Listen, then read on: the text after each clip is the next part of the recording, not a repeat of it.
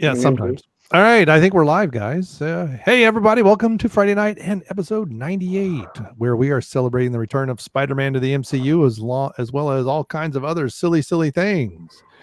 First of all, I'd like to welcome special guest Sal Vador. Hello and salutations. I'm very happy to be here. Thank you for having me. All right, that man breathing and whistling into this microphone sounds like it must be Raiders then, I guess. I thought it was Tap and Dive. Go ahead, Raiders. Hey, what's going on, everybody? It's Adam from RaidersLostFlix.com, self-proclaimed auteur of all things bad movies and famously bad movies. And I got some good news for everybody. Hurricane Karen has been downgraded to a tropical storm, so she will no longer be speaking to my manager. I didn't know there was a Hurricane Karen.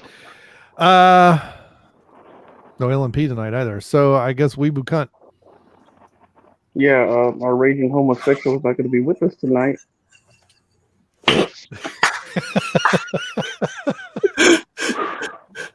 Speak for yourself, buddy.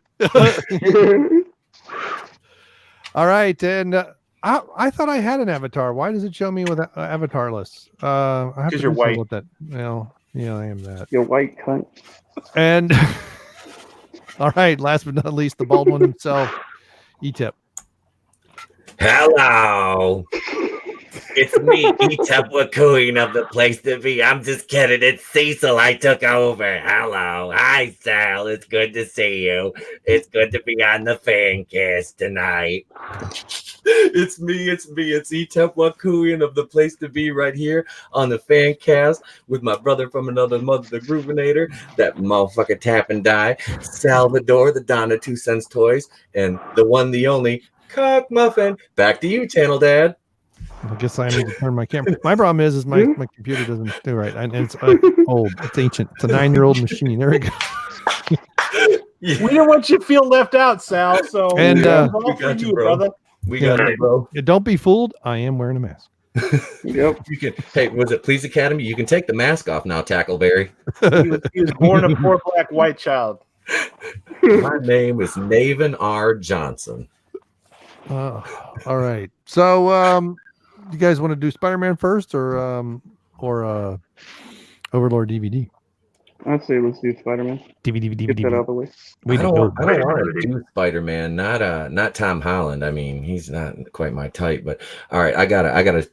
If I'm gonna read through this real quick, I gotta cut this down because I gotta take my glasses are fogging up a little bit here, and I don't want to get doxxed. I don't want you seeing my eyes.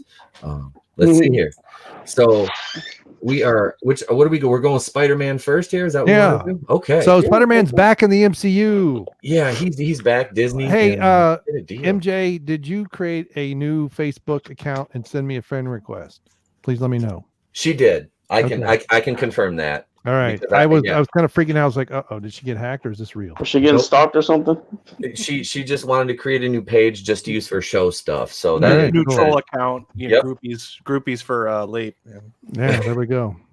Oh, wait a minute. I got to show my gratitude. Monica was got all these masks that had to scare her. And I have to go get one of my wife's masks from upstairs, but I was prepared. Shit. All right, so I think I interrupted you, Pete. Go ahead. No, you're fine. So Marvel and Sony made a deal to get Spider-Man back in the MCU, and I am really not too. I mean, I'm not displeased that he's back in the MCU. Let me preface this all by that. But I mean, to me, it's just like we knew this was going to happen because the situation mirrored the James Gunn from Guardians of the Galaxy situation. You know what I mean? So they were just waiting for the right time to bring this back. And I think now, especially with all the heat being on Brie Larson and Kevin Feige saying that he's going to go over and do some Star Wars stuff now, they needed something to bring it back in. And they're like, oh well, okay, now we're gonna hit the deal. And it was like a 25%. Disney Marvel is asking for they're putting in 25% of the production, or I can't remember what it was, but I've got an article right here. Let me click this open. It's from Variety, and I included by your memory, old man. What? Because I don't know what the details are. I just knew that what Disney wanted before was a 50-50 split. Yep. And they did not want to do that. So let's see here. We're going to this is I picked it's the one from Variety. So If you want to share while you're reading, I can pop it yeah, up. I'll absolutely screen share it. I'm just signing out of my Facebook, so when I when I screen share, because my messages will pop up on the side of my screen. So I'm not gonna, Only if Tab and I keep sending them. Sending LMP what? keeps sending them too. No dick pics on the stream, damn it. Huh? okay, No Well, days, I no can't dick tell pics. who's who anymore because you guys all changed your avatar to LMP. I did not change my avatar. What? I just changed the avatar of the chat, of the group chat. That was it. LMP has never had that avatar. He's not that clever. I know. Yeah. let's see how is the screen share working? Yep. Okay. We see that So- you're shopping at the Gap. I do have a lot of jeans from the Gap. I'm sorry, they just fit me well. Spider-Man will stay in the Marvel Cinematic Universe. Well, this is by Brent Hey, Lang. as soon as you from get a Variety. chance, stop that video. Yeah. This one down here. Yeah, It might be porn. This better not be. That's definitely porn. this better not be porn. It's a EBS. After briefly breaking up And Sony by the Pictures- way, Caesar's voice is a bit higher pitched than it's hello. Okay. All right. I haven't listened to him in a while. Yeah, I'd say you met him, didn't you? No. Oh, I thought you met him. Okay. Nope. After briefly breaking up, Sony Pictures and Marvel have found a way to get in the Spider-Man business together. On Friday, the two companies jointly announced that Marvel Studios and its president, Kevin Feige, will produce the third film in the Spider-Man Homecoming series. It will once again feature Tom Holland reprising his role as the titular hero. The rumor mill roared back to life this week with hints that the two companies were close to brokering a new agreement. Over the summer, news broke that Disney, Marvel's parent company, and Sony had reached an impasse over a new financing deal. Disney wanted the film to be financed on a 50-50 basis, with Feige remaining in a consulting producer capacity. Sony is believed to have proposed keeping the arrangement under the current terms, which stipulate that Marvel receives 5% of the first dollar growth and all merchandising revenues. Huh. Yeah, and that's after putting up all the money. Yes. This is why when I first read the first article on that, I was ready to hang Disney, and I started reading the article and went, oh, Sony's the one that's, wait a minute, you're putting up zero money and you get 95% of the back end. No wonder Disney wants to renegotiate. Yeah, that's, but I mean, I don't blame Sony. I mean, Disney gets all the dough. I mean, they've got all the money, they've got everything. Sony, and it's not like Sony did bad with the reboot after, the Amazing Spider-Man debacle with Andrew Garfield, restarting with Venom. And I think moving forward to the Morbius project, as well as Kraven the Hunter, if that still holds together. And I think they're going to wait on that Sinister Six now. And I'll get into that through this article here, because it brings up exactly how long Spider-Man is returning to the MCU for, how many pictures this deal is for. The new deal was signed late on Thursday night. Negotiations involved top players from both studios, including Sony Pictures chief Tom Rothman, Feige and Walt Disney Studios co-chairs Alan Horn and Alan Bergman. That's a good. Alan Bergman. In exchange for lending Feige's producing prowess, Marvel and Disney received roughly 25% of the profits, according to insiders. Disney will retain its merchandising rights and will put up roughly a quarter of the financing. As part of the arrangement, Spider-Man will also film one of the Studios film. Okay, this is where the hook is right here. All right, so the film, this is Spider-Man 3 we're talking about here. The film is scheduled for release on July 16th, 2021, which puts it in phase 4 of Marvel, okay?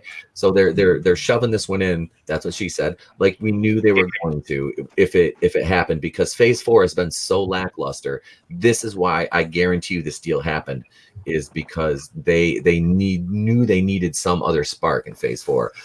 Amy Pascal will also produce through Pascal Pictures, as she had in the first two Tom Holland-led films. So right now, they've got him for This is Spider-Man 3, July 16, 2021, and one other Marvel picture. And what rumors did Overlord DVD, Mr. Hail Doomcock, first of all, what rumors was he speaking of? Him appearing in Cat Pan Mediocre 2. And I guarantee you, because it sounds like it's only going to be a 2-picture deal. And after that, he's going to go to Sony and join the Venomverse over there. So I'm thinking that they're gonna send him off by completely doing the thing and just cucking him out and letting Cat Pan Mediocre just run him into the ground to get her over. Now that's if Brie Larson is still in the MCU if she hasn't jumped ship over to one of our other topics later, which is, a galaxy far, far away. She wants to be in them Star Wars films. I'm telling you, that's disturbing at best. Here, let me get through a little more of this. I am thrilled that Spidey's journey in the MCU will continue, and I and all of us at Marvel Studios are very excited that we get to keep working on it, Feige said in a statement. Spider-Man is a powerful icon and hero whose story crosses all ages and audiences around the globe. He also happens to be the only hero with the power to cross cinematic universes. So as Sony continues to develop their own Spideyverse, you never know what surprises the future might hold. Pascal was equally euphoric in her statement. This is terrific, she said. I mean, I could try to read this in Amy Pascal's voice. This is terrific, she said. Peter Parker's story took a dramatic turn in Far From Home, and I guess I could not be happier that we will all be working together as we see where his journey goes. Marvel has licensed the rights to Spider-Man for Sony for nearly 2 decades, an agreement they forged prior to Disney's $4 billion acquisition of the comics company in 2009. Sony achieved critical and financial acclaim for its first round of Spider-Man movies, which were directed by Sam Raimi and starred Tobey Maguire. That is the definitive Spider-Man. Those are the definitive Spider-Man films. Its second effort, starring Andrew Garfield and directed by Mark Webb, were far less successful, sending the studio back to the drawing board. And that's one case right there with the Mark Webb, Andrew Garfield movies. They still made around, $650 to $750 million each. So financially viable, but just critically terrible. And I mean, audiences didn't, they were maligned as far as quality goes. By bringing Marvel and Feige back into the fold with 2017 Spider-Man Homecoming, the studio was able to recapture the creative mojo of the first series. It also got a boost from having Holland's web spinner appear in the Avengers movies, with Spidey becoming a key member of the super team. Sony said it was pleased that a deal had been reached. We have had great collaboration over the last 4 years, and our mutual desire to continue was equal to that of many fans, said Robert Lawson, Chief Communications Officer for Sony's Pictures Entertainment. And the rest of this, that's it right there. Boom. So, I mean, all right, no more Reading Rainbow with. This has been Reading Rainbow with ETEP. At least I have a radio voice and a face for it. Reading Rainbow. Take a look. It's in a book. All right, so let's go around the mulberry bush here. What we think about this, and let's start with our guest there, Sal. Well, I have strong opinions, loosely held, like I usually do. This whole Spider-Man coming back to the MCU, I'm more interested to know what would be going on behind the scenes, or what exactly it is, like what snafu they're trying to distract you from this week. Right. But I don't know. I was never too torn up one way or the other. Disney's Spider-Man has been Mr. Stark's pet, and I'm not exactly thrilled with how they've treated him, but that's not to say that the movies were inherently bad. I enjoyed them, but I wasn't emotionally engaged necessarily. But I don't know. It's a two-edged sword. I was happy to see what, or I should say, I was more interested to see what Sony was going to do with the character, and at the same time, with that end credit scene, or I guess mid-credit scene for Far From Home, I thought we were finally going to get something interesting with the character. I thought the stakes were going to go way higher, and I was kind of worried that we'd never get to see it. Yeah. Yeah, I can understand that. It was, I mean, I think this was inevitable. So it almost makes me wonder how much of it was, backlash from the public that Sony looked like they were idiots. So what do you think, LMP? Well, first things first, I got this thing muffling my face, so you assholes. Well, you were late. You can turn the camera on now and then turn it off. All right, fine. I can take the stupid thing off. Okay. God. When he wrapped himself in shit directions, paper? man. Everything is a chore with him. Right? You can't take him anywhere. Yeah. Listen, I was glad I was able to even make it on today. Jesus, what the hell was in that? Karen. Anyways. Well, I do keep my hair nice and shiny. Okay, so this is what I think. Yeah. Sorry. Go ahead. No. That's really what I think. I think proving nothing Frank's of this. point here. I'm sorry. It's really what was the whole spurgery with all the fans that Sony's gonna ruin the Spider-Man movies and Marvel's gonna make it better. I mean, the Disney's gonna make it better. Well, okay. So I have a question. When did the last Iron Man movie come out? Was it before or after Disney created the MCU? It was after. After. Okay, I think I made my point with that. It doesn't. MCU doesn't always create gold. Sometimes they're bound to create a few shitters here and there. So look at what happened with Iron Man. What makes you think that just because that Disney taking over Spider-Man is going to make it better? At some point, they're just going to do whatever it is they usually do with these movies. And I'm sorry, it's the lack of oxygen from being under that mask for 5 minutes that's got me all dehydrated. Anyways, basically, I just hope this ends the spurgery from the fans. Come on, people. I wanted to see Sony and MCU and Disney go at each other's throats, and you people ruined it for me. More of that drama. Yeah. We knew it was going to happen, though. I mean, we knew it wasn't going to take long because it's all about. But that was the more exciting part of all this. I didn't like either one of them, and it was like watching two, for that matter, any characters that I hate. Watching they go at each other's throats. I was like, wow, finally something interesting. Let's see who comes out on top. And plus their fight. It's like rewatching Freddy versus Glad somebody Jason was and around to realizing the tickle movie was their all about asshole. the damn kids. It wasn't It's two like guys. it's like, what the hell is the oh shit. It's like watching Brie Larson fight against Jack Hardemeyer from Ghostbusters. The one that came down and made him shut down the grid. It's like watching her fight that guy. Like you just hope they bludgeon each other to death. But no, I'm happy it's over because look, we got guaranteed 2 more. He's got 2 more films in the MCU. Then he's gonna go back over to Sony. All I want is my goddamn Sinister Six movie. Like, can we please just get a Sinister Six movie somewhere? And we know he's gonna get destroyed in Cat Pan Mediocre too. That's gonna happen. They're gonna because if they're sending him away, if they're not gonna use him in the MCU after these next 2 movies, after his part 3 of Spider-Man and the untitled Marvel movie that he's in, will probably be Cat Pan Mediocre, and then Corey Plant's gonna even melt down more and probably write another article about Doomcock, because he'd be right, and they're gonna destroy him, and it's gonna be sad. It really is, But then hopefully he'll go back over to Sony and get a redemption arc. Because by then they should be doing the Maximum Carnage, because that'll be Venom 3. So they're already planning Venom 3 and they haven't got Venom 2 out yet. Well, that sounds like a Disney move right there. Hey, I mean, Venom made $856 million. You're bringing in another symbiote character, and I think they're going to be able to tease Spider-Man in that one. I'm not sure, but I was watching. It was one of the 9 million videos that came out today about it, and I think it was Emergency Awesome, and he might have mentioned something about them teasing Tom Holland's Spider-Man in Venom 2, which is in production now. So it's funny you bring that up, Pete, because I saw a leak earlier for the title of the Venom 3 movie, and I think it's just called Venom 3: Horse Before the Cart. yeah. Oh damn! Maximum horse before the cartage. That's like me saying I'm going to take my band on world tour. You guys know about my band, right? Oh yeah, definitely. Whoops. Oops, I forgot to put a band together. I was like, get the pants gnomes on South Park, is like we take them and then profit.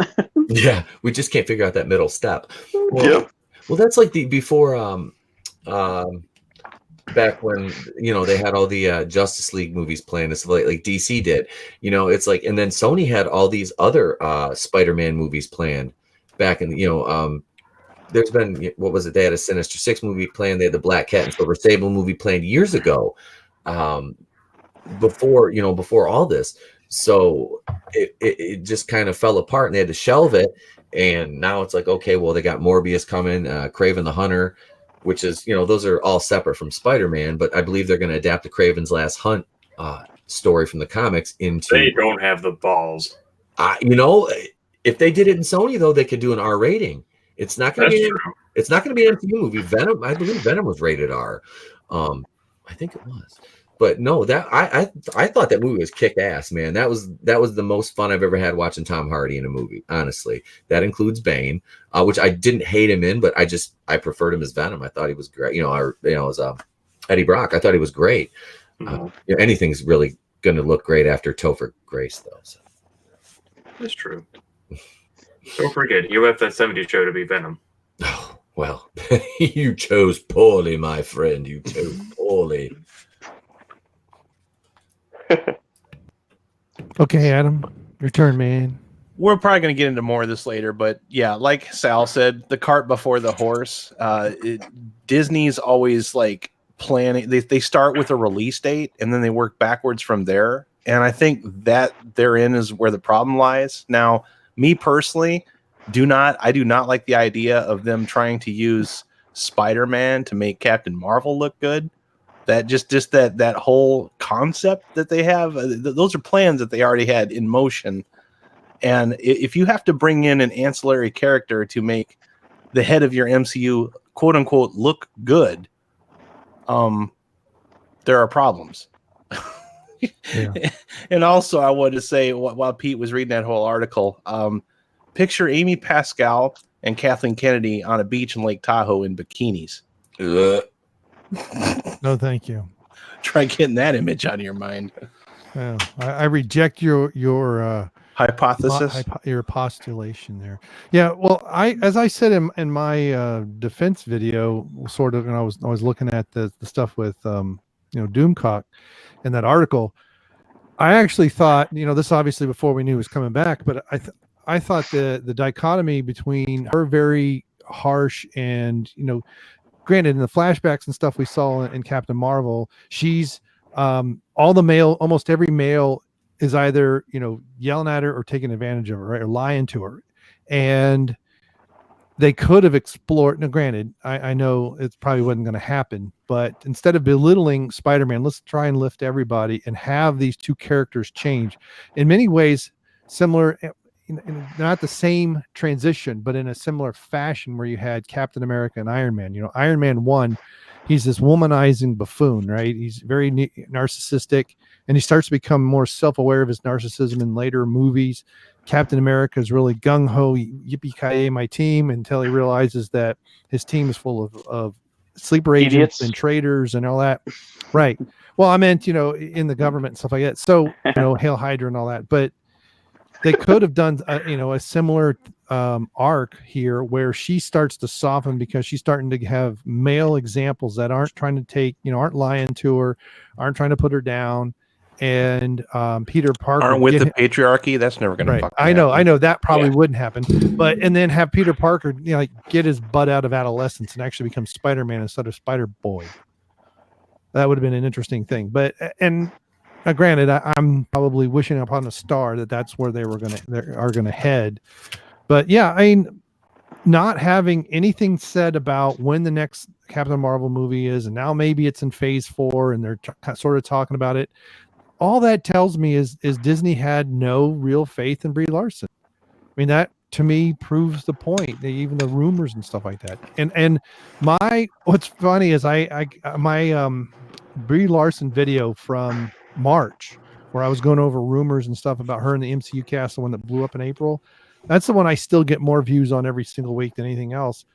I was back looking at it because some people had made some comments that I wanted to reply to. And even in that article, it's in the first paragraph, the rumors are that Disney is losing faith in Brie Larson. And that was in March. This is not new. No. This has been going on for months. And the lack of news kind of supports it a lot more. Right. And losing Spider-Man and then kind of having this hush come over the crowd and now having Spider-Man back, we'll see. But I always thought, Phase 4, we're in Phase 3, right? Phase 3 just ended. Yep. Phase 4 is, to me, I don't care what movies they have, it's going to be a letdown because the vast majority of the energy, in game kind of ended that run. Plus, the people are going to see all the surprises coming, so the surprise element is gone at this point. It's extinguished. So yeah, I don't know what else they could do, but But also, I think the problem too, Brain Muffin, is that they're always racing into everything. They don't like stop and think and plan these things. I mean, I think they kind of make it up as they go. And casting Brie Larson and getting that Captain Marvel movie out there when they did, I think, in my opinion, is proof of that. That they just thought, oh, hey, Oscar-winning actress, activist, this is definitely the person that we want. Let's get this going. And it's out there, and they just have to deal with it because they're not the type of people that like to admit to any kind of defeat or mistakes, and they just keep rolling with it no matter how much money they've lost. And we've talked about this ad nauseum. It's probably a lot more than anybody thinks it is, money-wise, just the whole company in general. So I was kind of excited that and Sony's no slouch either when it comes to making tragic mistakes and losing money. Ghostbusters 2016 is proof of that. But at the same time, I would like to see anybody stand up to Disney and say, hey, this is mine, and we did this first, because no matter what, Tom Holland's always going to have to live in the shadows of those Sam Raimi movies. Always. There's no getting around that. Yeah. So I wanted to see that, and I wanted to see a Venom Spider-Man, some kind of versus thing. I thought that might have been cool. Yeah. Well, you still might see it. It's possible. It's possible if as long as they continue to play nice together. So like I just said, it just depends on how well Kathleen Kennedy and Amy Pascal get along on that beach in Lake Tahoe. Yeah. Well, yeah, because with Venom, I thought wasn't in the same universe per se. So I mean, they could always warp Spider-Man into another universe that's not quite the MCU and deal with it that way. There's, like I said, they're still planning on it down the line, tying that all together. So there's always that chance. Like I said, they're going to tease it. Like I said, I believe they're going to tease it in Venom 2, which I think they said that one comes out next year. But yeah, this whole deal is only under the precipice of 2 more films for him. His Spider-Man 3, and then 1 more untitled MCU movie, and then I believe he's going to go back and do the Sony thing. So if that's the case, then we can still get all that cool, the actual cool stuff over on the Sony side. That's hopefully not as formulaic and paint by numbers as the MCU movies are, because that's all they are, is just paint by numbers. I mean, I enjoy some of them. They were fun up into Phase 3, but they're still very, like you've always said, they're just paint by numbers formulas, and they play it safe every time. They don't really take risks with those. Yeah, there's four basic premises, and they just keep recycling them. Mm-hmm. So who do we not get to? Do we not get to Tap? Yep, Tap. Me. You got anything you want to say? Yeah, so I was gonna say mostly I'm on that whole side of, I was just glad somebody sort of stood up to Disney and told them, hey, look, we got to say in this shit. So someone finally just told them to piss off, and they try to pull the whole Spider-Man thing, which I feel like I'm all, congratulations to Sony, somebody. I mean, they're not perfect, like y'all said. They pull some bullshit themselves, but like I said, I'm glad someone's finally just stepping up and trying to, at least hopefully they'll try to do their own thing and make more movies. Especially, I would like them to expand more on the Venom series. But I really did like that one. That was about it. All right. Apparently, a lot of people did, because it made a shitload of money. So, Yeah, It's one of the best MCU movies. It's not even in the MCU. Mm-hmm. doesn't sound like those tickets were purchased by third parties either. No, those were all purchased by actual human beings. right. And people actually wanted to see it. Yeah, no shenanigans, no sold out empty movie theaters.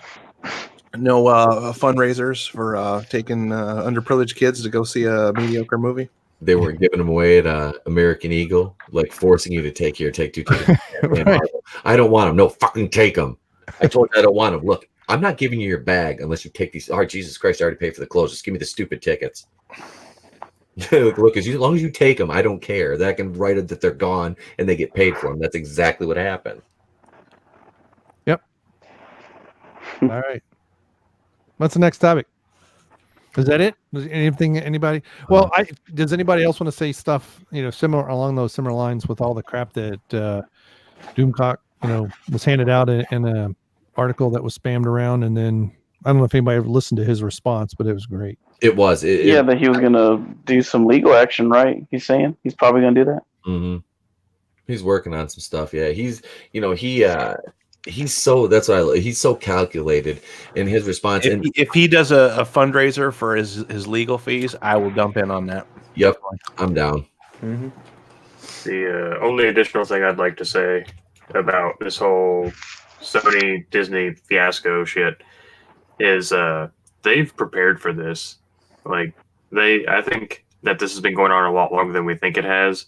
Because why else would they introduce Miles Morales' uncle, the Prowler, in Homecoming? Mm-hmm. So I strongly feel that he'll have his episode 3, and either at the tail end of that video or the new, whatever the untitled one is, he'll be passing the mantle on to Miles Morales. So it's a win-win for Disney. They still get to have a Spider-Man character, and they get to have the tokenized version, which is what that's kind of their wheelhouse. Yep. Mm-hmm. You saying Disney gets the Miles Morales version, or that's what I'm thinking. I'm thinking that'll probably be part of their deal. I'm sure that Sony will have something like any kind of animation. They get to keep the rights, and then they can use a live action similar to is it Paramount or Universal that has the Hulk? Like they have the rights to a solo Hulk film, but as long as he's in conjecture with another one, then Disney can use them. Gotcha. Yeah, Universal still holds the Hulk thing. So all right. No, let's see. The one thing they said was Sony wanted to allow the Spider-Man trilogy to finish based on the end of Far From Home with the J. Jonah Jameson post-credit scene. They didn't want to leave it, on that cliffhanger with him revealing Peter Parker's true identity and not having any closure to that. So, and like I said, I really hope that this doesn't lead into Cat Pan mediocre too, and what those rumors that Doomcock covered were. Yeah. That's bad. Well, I think is her movie supposed to be in phase 4 or phase 5? They haven't announced it. That's the thing. And if you look, because I did a video on that article from Inverse that Corey Plant wrote, that basically the hit piece on Doomcock. Right. And at the end of it, he's like, and he says, Cat Pan mediocre might be possibly released in 22 or 23. We don't really know yet. And he tried to make it sound like it'd definitely maybe be released, because this guy had nothing. It was a puff piece. Like I said, the whole thing, like Doomcock, it was a hit piece. And, the first time I read it, I'm like, good God, this is pathetic. Like, you don't even know, you're calling him somebody a white nationalist based on the fact that he didn't like a movie. I mean, that's just so inflammatory and ridiculous. We've all heard that one before. Yeah. Tale is old as time. Yeah. Now let me put something in your ear. As long as you're not your tongue or your finger. Well, I do like Willie. So picture this, right? Sicily, 1927. Picture it. That's my Golden Girls reference for the night.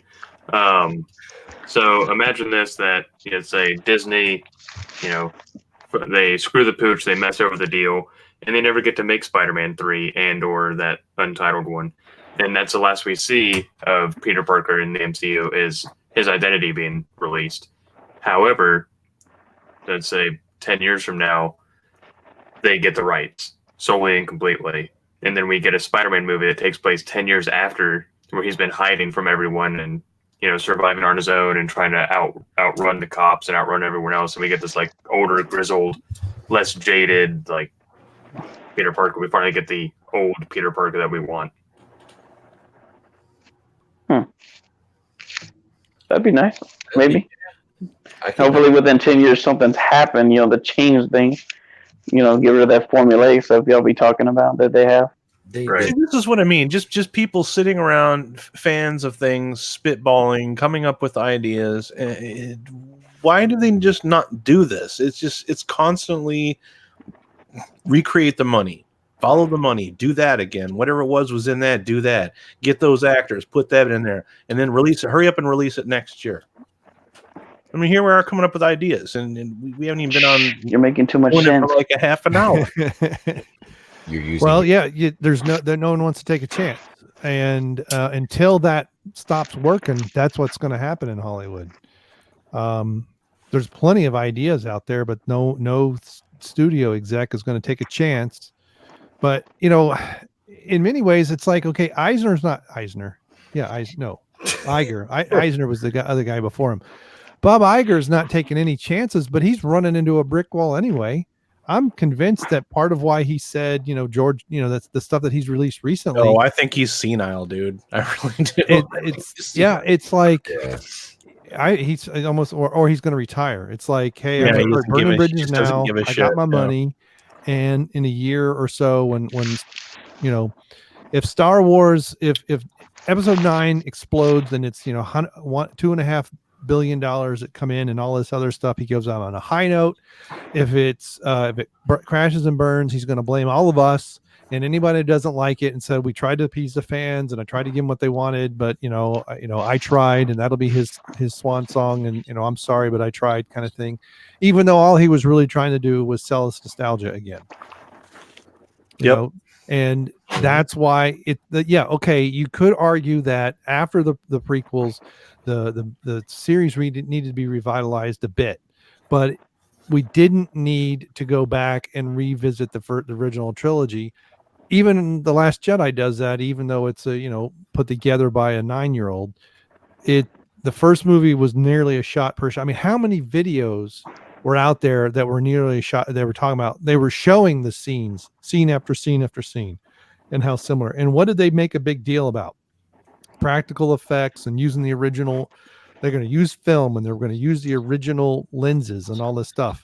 If you think that's bad, they're doing the same thing with Indiana Jones. I just read today that they're having production problems with Indy 5, and it's the exact same note for note problems that they had with Episode 7.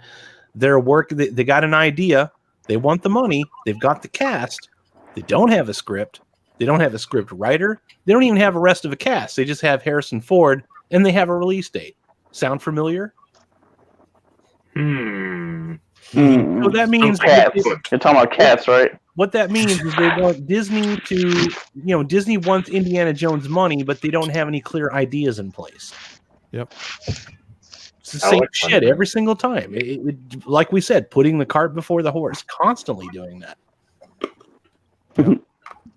Well, when you're just trying to recreate nostalgia, let's recreate the feels of the original. Which one of the three was the better feels? Because each movie had a distinct voice and tone to it. And I think 2 was the worst one. And in many ways, I actually like the third one better, just because we had some story arc and progression with Indy and his father. Mm-hmm. Whereas everyone likes that movie. Yeah. And the first one was just kind of introduction to the swashbuckling adventure with no real try at any kind of story arc. Now, there are some things that are, there's subtleties, because I think every frame of painting is somebody, I can't remember if it's that channel or another one where I've seen where they break down. Every frame or pause. No, not every frame of pause. That's just the long-winded, them talking about crap forever. But there's one called Every Frame of Painting, and like he breaks down Buster Keaton's his various tricks, not only with the stunts and everything, but where he places the camera and why the camera's where it is and why it moves the way it does, and people, how to flow through a scene, and part of because sometimes it's on a topic like the long cut and stuff like that, and other times it's about particular techniques. But and I don't remember if it was his channel or someone else, but they broke down that original first movie where, like in the opening scene, the fight's going to get resolved with, and be in the bar, and it's going to be like he's going to ask Miriam for whiskey to, get out of trouble. So but it's like juxtaposed to the drinking game in the beginning. Like you have to, there's these things that go back and forth. But really, there's not much progression in that movie other than he hasn't seen Miriam in years. Well, that's just the thing. See, that was a movie that was made with somebody had a vision, and then they wrote a script based on that vision, and then everybody that was on board were somebody that wanted to see that come to life. Yeah. Whereas all these things that we're talking about today are things that, we want to recreate that as quickly as possible and make as much money as possible. Right. And not really understand what it was that people exactly. like. They have to hire a team of monkeys to write a script because nobody understands these properties that they're working with at all. Yeah. Period. Right. It's get the feels, but forget the story.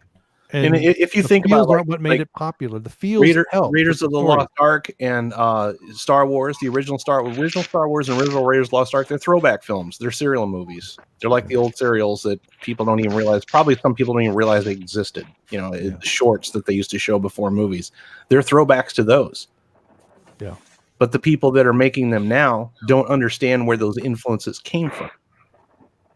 Right. Right. Go back and watch. I know it's Kurosawa, but is it Seventh? What's Seven Samurai. Seven Yeah. Samurai. Mhm. Which They I have borrowed a lot seen. from Kurosawa. Yeah, the old westerns, the Gunga Din, Indiana Jones and Temple of Doom, the Tuggy were in Gunga Din. Yeah.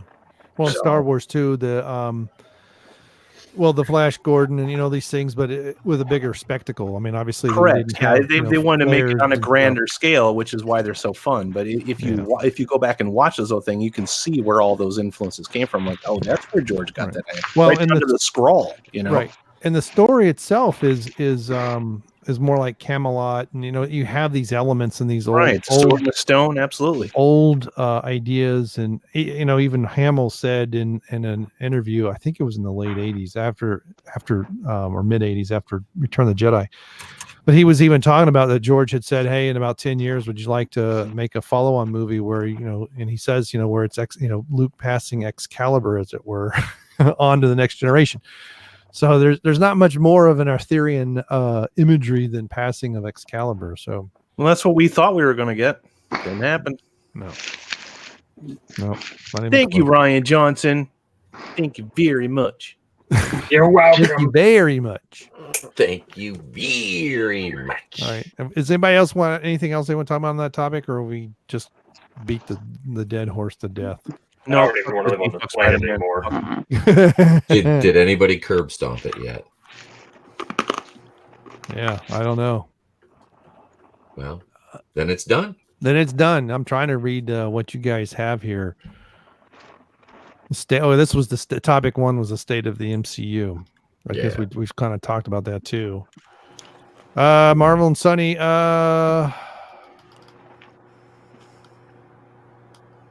I have no idea what this means. The Jirora. Oh, that's about it's about Joker. Yeah, I know it's about Joker, but I'll help you out with that. all right, go with it. Basically, it's the Aurora shooting victims raised concerns about Joker and letter to Warner Brothers. And I'll do a screen share so you know what the hell I'm talking about. Do do do do do do do do do do do do do. We're talking about this one, all right. And this is this came out a couple days ago, and I did a video on this one. And family members of the theatergoers killed in mass shooting during a 2012 screening of Dark Knight Rises have signed a letter to Warner Brothers expressing concerns about the new film Joker. Family members say they remain haunted by absolute hell and pain over the shooting in Aurora, Colorado, when a gunman wearing body armor and armed with multiple weapons killed 12 and injured scores of others, and say the storylines of Todd Phillips' Joker is worrisome. In the film, the DC Comics villain played by Joaquin Phoenix is presented as a mistreated outcast who goes on a killing spree. The Aurora shooting, perpetrated by a socially isolated individual who felt wronged by society, has changed the course of our lives, reads the letter obtained by EW. When we learned that Warner Brothers was releasing a movie called Joker that presents the character as the protagonist with a sympathetic origin story, it gave us pause. The group isn't asking the studio to halt the film's release, however, or urging a boycott. Instead, they're asking the studio to donate to groups that help victims of gun violence, as well as, quote, end political contributions to candidates who take money from the NRA and vote against gun reform, and use your political clout and leverage in Congress to actively lobby for gun reform. We want to be clear that we support your right for free speech and free expression, the letter adds. But as anybody who has seen a comic book movie can tell you, with great power comes great responsibility. I chuckled when I read that too. I'm like, yeah, this sounds like a money grab.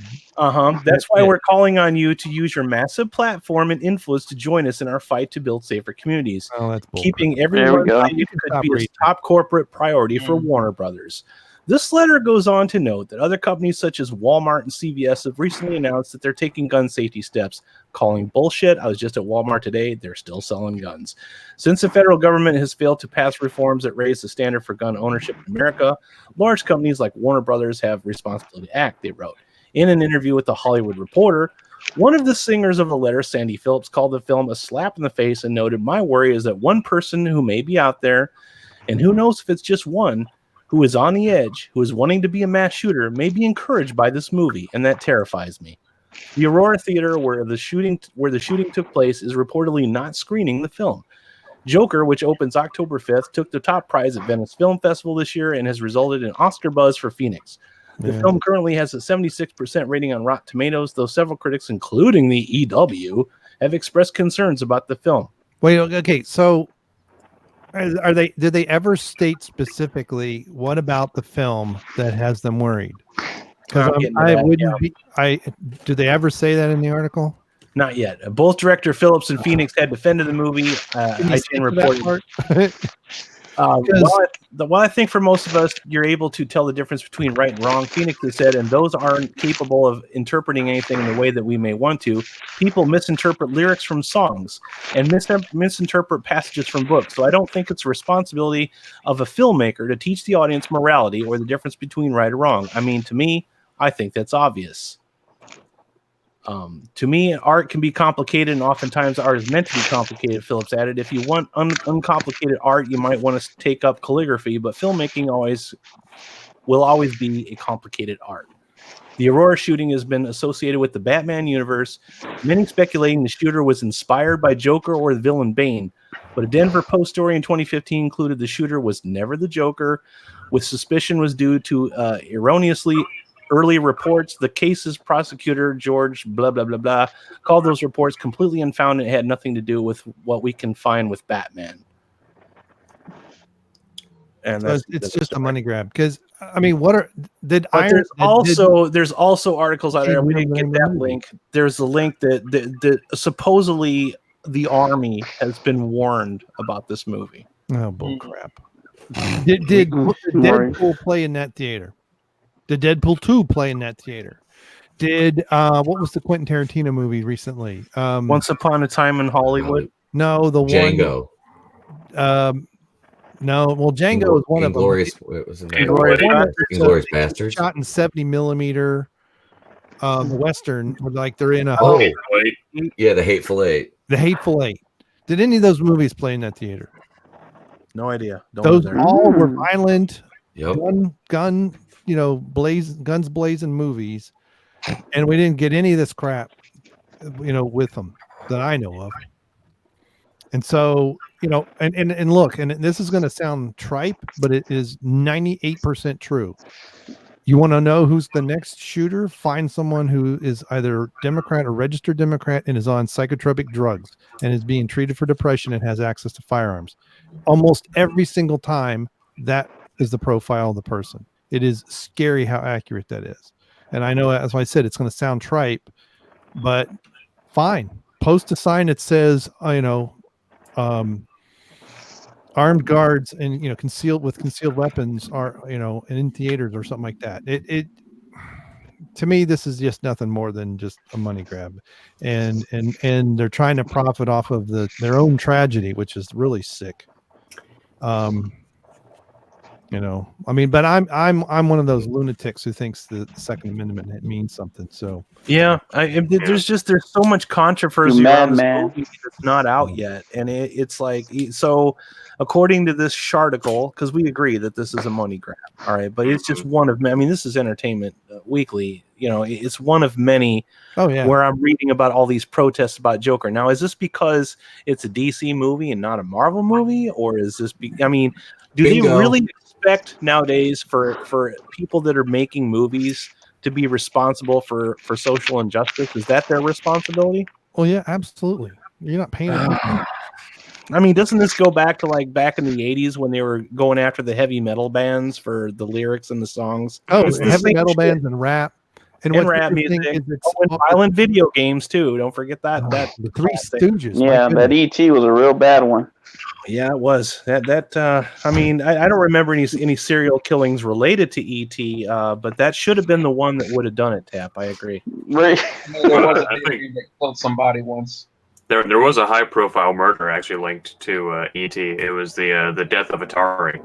I was wondering where you were going with that. ET was like the linchpin that ended the video game industry for a while. I mean, it stopped and had to restart again. It did. Well, it didn't really restart. No, I just remember buying a lot of video games really cheap for a while there. I mean, there was a lunch. If you want to talk about that topic, there were a lot of things that happened all at once too. Mattel pulled out. They had their ColecoVision, not Coleco, their Intellivision. They just suddenly stopped making it, even though it was popular and it was selling well. Nintendo was right there, starting to come out with what became known as the Nintendo, but you had Famicom in Japan. In Japan, it never deflated. In Europe, it never deflated because they the ZX Spectrum and some other inexpensive computers were what most people played over there. And the Commodore 64 was still going strong, and the 128 was hovering around that. But yeah, it's I see, in all fairness, I'm also an anarcho-capitalist. So, I want like no government basically, but it's sad. But if there had been one person with a concealed carry that had trained themselves, maybe one person gets shot, and then the next person that gets shot is the asshole with the shotguns in the theater. Yep. My other fear too is this movie has so much like behind it now that it's like, will it even remotely live up to the standards that have been set before it? I hate it when that happens, but now you got hype, you got Oscar buzz, and you got controversy all at the same time. Those theaters are going to be flooded.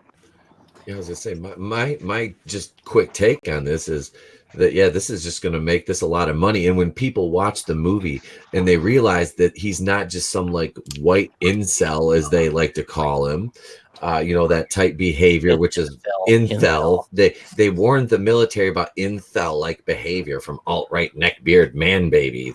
Well, yeah. Well, no, but seriously though, all jokes aside, talking about the Joker, but no, he has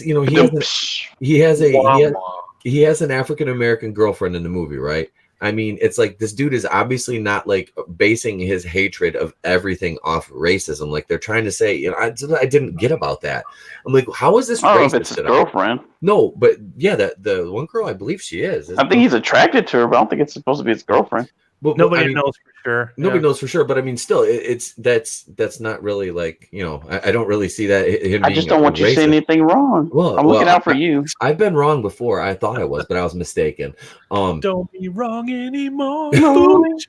But no, I don't see this as being like is the character basing any of his crimes off race. It's solely based off he is an anarchist. That is Joker's thing. He's fed up and he's an anarchist. It's not any target. He's not targeting any specific group or person. It's just everything and everyone around him is going to be. We talked about this a little bit on Pete's channel, but a lot of this with the Joker reminds me of that time period where Death Wish and Mad Max and Dirty Harry were all kind of coming out at the same time. They were kind of born in the counterculture after the 60s, like early 70s, early 80s. These movies were coming out where people were just fed up and rage and beaten down by society. Doesn't it feel like that's starting all over again? I'm thinking that, yeah, I can agree with that. And maybe it needs to. Maybe that's what we want. Maybe that's what audiences want. Maybe they're just tired of the Marvel formula and they want something different. Like I can see Rambo falling in that category of just people are fed up. Yep. Originally, I had that as a topic for tonight, but I felt like we kind of beat that to death last week, and I don't want to bring it up again. But yeah, Rambo's falling under the exact same scrutiny as Joker is. Yeah, and that's not doing that well, is it? No, yeah. So, to be fair, it's not that great of a movie after all of the hype. You erase all of the hype, so I can't. It's not that rewatchable. It's not very long. Most people that seen it that don't buy into the hype and publicity about it, just kind of say it's a mediocre movie. Yeah, It's definitely not as good as the last one. The last one was way better. Glad I didn't see it then. Yeah, I haven't watched. It's only 89 minutes though, isn't it, Groove? That's what it's got a short runtime. Barely 90 minutes. Yeah, and there are some member berries in that too that are part of that 90 minutes. But like in a world of movies that are 2 hours and 27 minutes. I mean, really? No, actually, I can promise you, he does not put on the bandana. Yeah, that's not going to happen this time. Yeah, like that is. You'll be extreme heresy. Yeah. No long hair, no bandana. Well, I just want to say this, and in response to their letter, and they're very clearly trying to piggyback off of people's suffering. Let me ask you this, and I'm sure some of you have heard this before. What does a lock do? What does a lock do? Yes, it keeps honest people honest. Right. That's all that these gun laws do. It keeps us honest. Like, we're already honest, but they're trying to, like, I don't know, get things changed because they think it's going to stop anything. It's like the people that do illegal things are going to continue to do illegal things. Yeah. Yep. So, maybe we should just ban murder. Hey, blame it on the movies, right? Why not? We blamed everybody else. Let's just keep passing that buck. Mm-hmm. You can't blame real issues, so you, like I said, they just find the quickest and easiest scapegoat, and then they direct the blue check marks and the outrage culture and the hate mobs at that. It kind of reminds me of those kind of like parents that take their kids into a store and they're angered because the kid pulled the shelf over on top of them when their kids were running around acting like hellions. Well, I brought my kids in here, therefore this store should be completely kid proof. Because I don't want to take the responsibility of raising my own children.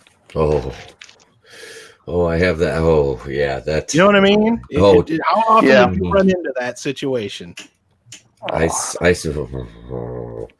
Being a parent of a 4-year-old, I walk around and I look at other parents with like, and there's been times where they've seen me just look at them with just like this look of like, who on earth allowed you with like a 26 IQ to get cream puffed?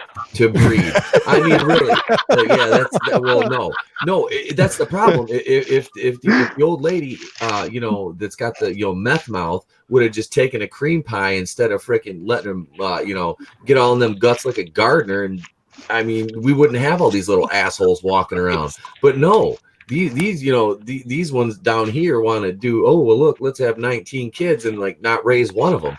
My kid, his class in school, there's a couple of those kids that I'm looking at them. I look at the parents every day when I take my son to school and I drop him off, and I'm like, oh my God, like your child has like no chance. And it's like this is the microcosm of what we're seeing now with these people, how just aimless and weird they are. Don't be saying these people there, Pete. You're gonna be all getting us all demonetized and stuff. We're not monetized. He said, fuck that demonetization. It's like the people say you need a lot of cities you have to have a license to have a freaking dog, but you ain't gotta have a license to have a kid. Oh yeah, I wish to God that they could make it so you had to have a license to have a kid. In my world, that would be a thing. That would be something I would start. Yes, I just watched that. I agree with that. Well, when the climate change, the climate collapses and anarchy reigns, you're probably gonna have to get permission to have a child because there won't be any resources. Greta's gonna be like, I told you, bitches. I told you. China. Hey, China only allows you to have what, 1-2 kids? I mean, if that. And I know the one child law. I know they got rid of that, but I don't know what the new limit is. Well, they had it right. You shouldn't let them. I'm sorry, man. These people, you should have to have a litmus. There should be a litmus test to be able to procreate. I mean, it's like, if not, there was a prison in California that against their will sterilized 300 female inmates over the course of like 4 years. And the inmates actually, they sued for this. And I'm like, you bitches are in prison. No, I'm sorry.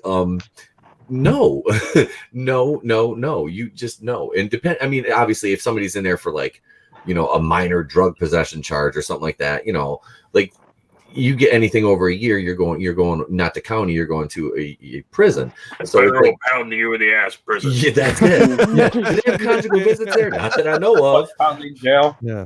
But does anybody have a topic that's a bit more light and hard? We're getting into the depths of. Are you kidding? How the hell I keep dying here, so I can't even give you a topic. We can do. Hey, what about Kevin Feige to produce Star Wars for Disney? Oh dear God, no. Yeah, that should be nice and light. We can move on to that. Yeah, this Joker thing's got its own. It takes on a life. I know, right? It's a mess. Yeah, it's a mess. Thanks a lot, Pete. No, I'm the one that did that. You can blame. I'm still gonna blame him. Oh, here's wait. You got to go to the chat. Everybody says. So there you go. Goober Brothers. Pete's letting out his verbal punches before his next PTA meeting. I was actually supposed to do I'm the parent representative for my son's class with the school district, and I was supposed to do a Zoom econ or a teleconference today, and I didn't have time to do it because I was getting ready to go adopt my dog because I had a lot of paperwork to do to adopt a dog. But any mouth breathing idiot can have a kid, so. I have a feeling you're going to get banned from the PTA meeting. Right. I mean that in the most loving way possible. It'd be a real shame if that PTA council was to get an anonymous phone call about a one Pete Wakuian and what he really feels about stuff. Oh my God! Yeah. Look, half the moms in this. You shouldn't even have your kids. Look, I could have told you how this could have been avoided in 3 easy steps, but you have to buy the book on tape first. Yeah. All right. What was the other topic? Oh, Kevin Feige and Star Wars. Feige Wars. Feige Wars. Feige Wars. Here's the in the last 2 weeks we've had Jar Jar goes over to the DCEU, and we've had rumors that Lucas was going to come in and save Star Wars, which I don't see how he can do, considering it was his prequels that put us in this mess. Bullshit on that one. Yeah, man, give it a few weeks. JJ's going to start a music career. Yeah, well, is Bad Robot still producing the Star Wars movies, or did that go away too with him moving to DC? I believe that goes away. I'm not sure. It's starting to come off like a cult. It's just out to ruin pop culture. It's their quest in life. It's like, oh, we fucked up Star Trek. Let's move on to everything else. Right. He saved Star Trek. He saved Star Wars. Now he's going to save the DCEU. Well, they're already talking Justice League 2. That's what he's working on. Save it from itself? Right? Let's say they do a Justice League 2. What is he going to rip off? Is he going back to the cartoons of the 70s in the Super Friends? He's going to have to. Super Friends. Meanwhile, at the halls of justice. Right. Meanwhile, at the Legion of Doom. He's going to dig up Pat. Is it Pat Knight? Is that the guy? Or Wonder Twins power. That used to do Meanwhile at the Hall of Justice. Yeah, it's that there. It's going to be interesting because there's a few things he could copy. He can't bring back the 70s Wonder Woman TV show unless they pump up Gall a little bit. A whole lot. Huh? They could bring back the Fortress of Solitude and keep his ass there. Yeah, well, he could. Yeah, they could reboot Superman and redo Superman 1 and 2. They could. Quest for Peace. No, that was 4. Yeah, that was a really bad one. Putting Brandon Routh back in the costume and letting him do it. I did not think he was a bad. I know a lot of people don't like Superman Returns. I kind of liked it. I did. Yeah. Well, there was hinted at he's going to do something in. I think they put him in a TV show, like Bizarro's Superman or something. Yeah, his costume looks a little different, but it worked because he was evoking Christopher Reeve, and I think he did a good job of playing the Christopher Reeve Superman. And Superman Returns was very it was supposed to exist in the Richard Donner universe, which is what I know. Yeah, it was supposed to be a sequel to 2. Yep. They were going to act like 3 didn't happen, and 4. But I like Superman 3. That it didn't 3 have Richard Pryor? Yep. Yeah. Yep. Yeah. Bizarro Superman. Yeah, I like it. I like that. that like he had to fight himself. He had to face his worst fears, and by literally fighting himself, all because of cigarette tar. That just he's fighting himself. That just makes me think of Dwight punching himself in the office. So, anybody else want to talk? Anything else about Kevin Feige? Sal? Kevin Feige. He's gonna make a movie for the first time ever, right, Adam? I don't know. Okay, let's forget Kevin Feige for a second. If you were Kevin Feige, how would you fix Star Wars? You have all unlimited resources, and you can have other characters, any actor, any character. You have unlimited resources. You work for Disney. What would you do to fix Star Wars? What would be your first plan of attack? Go. Pick me. Go, Sal. Go. I'd burn it to the ground. Too late. Rian Johnson already did that. Yeah. So right now, all you can do If you is had the balls, just tell them, hey, let's reboot. Let's do this all over again. Fuck the previous Star Wars movies. And there. So do a retcon? That would be your answer is a retcon and start over? Honestly, yes. And I would go as far away as humanly possible from the sequel trilogy. Okay, how's Just about say, look, we're going to do it again. Do you think he's going to bring in Brie Larson and put her in? Yes. Do you think Yes, I'm telling you, they're fuck buddies. I'm going to go with that one. I believe that. something weird going on there for sure? Yeah. They play plug and tug, so yeah. Somebody screenshot my meme of the old man taking advantage of the young disabled twink I made with Brie Larson and Kevin Feige with the porn. I wonder why Uber Brothers wants to know if we want anything. Iced tea and Skittles. Iced tea. I got my hoodie Sweet tea, on. Man. baby. You see me. And a couple of McChickens. Hell yeah. However, Give me half a gallon of Southern Comfort. Oof. yeah, but in all seriousness, Give me my fuck back. yeah, I had one left and now it's gone. in all seriousness, though, what I would do is just like LMP, I would just nuke all the stuff that they got going on, and as much as it would pain fans, I would just do the Thrawn trilogy. Sebastian Stan looks a lot like Mark Hamill. Yeah. Just make him Luke Skywalker. They've got other actors that could step into other roles and just do that. It's a safe way to hedge their bets. People wanted to see that from the jump. We didn't get it, and there's literally no way for us to see the original three together on screen. That Thrawn trilogy is the closest you'll ever get to a proper 7, 8, 9. Mm-hmm. Yeah. That'd be badass. I'd be down with that. It's worth reading. If you like books, you should definitely read those. Now, I never read them, but is each book a movie, or is each book larger than a movie? No, each book is written like it could be a movie, and that's why it's a Okay. New York Times bestseller, because a lot of people associate that with being the unofficial sequels to Return of the Jedi. Mhm. Was that Timothy Zahn that wrote that? Yes. The Thrawn Shield? Okay. And that was like well into the 90s, wasn't it? Yeah, it was like mid 91. 90s. Yeah, or no, early 90s. Was it early 90s? 91 is when the first one came out. Because you and I had this conversation a few I weeks read ago. it. Yeah. When I was spitting off what I would have done. And so I went and looked it up because I do own them, but just haven't read them. And it said published 1991 in the first one. Okay. Yeah, I read them like long after they came out. Then so.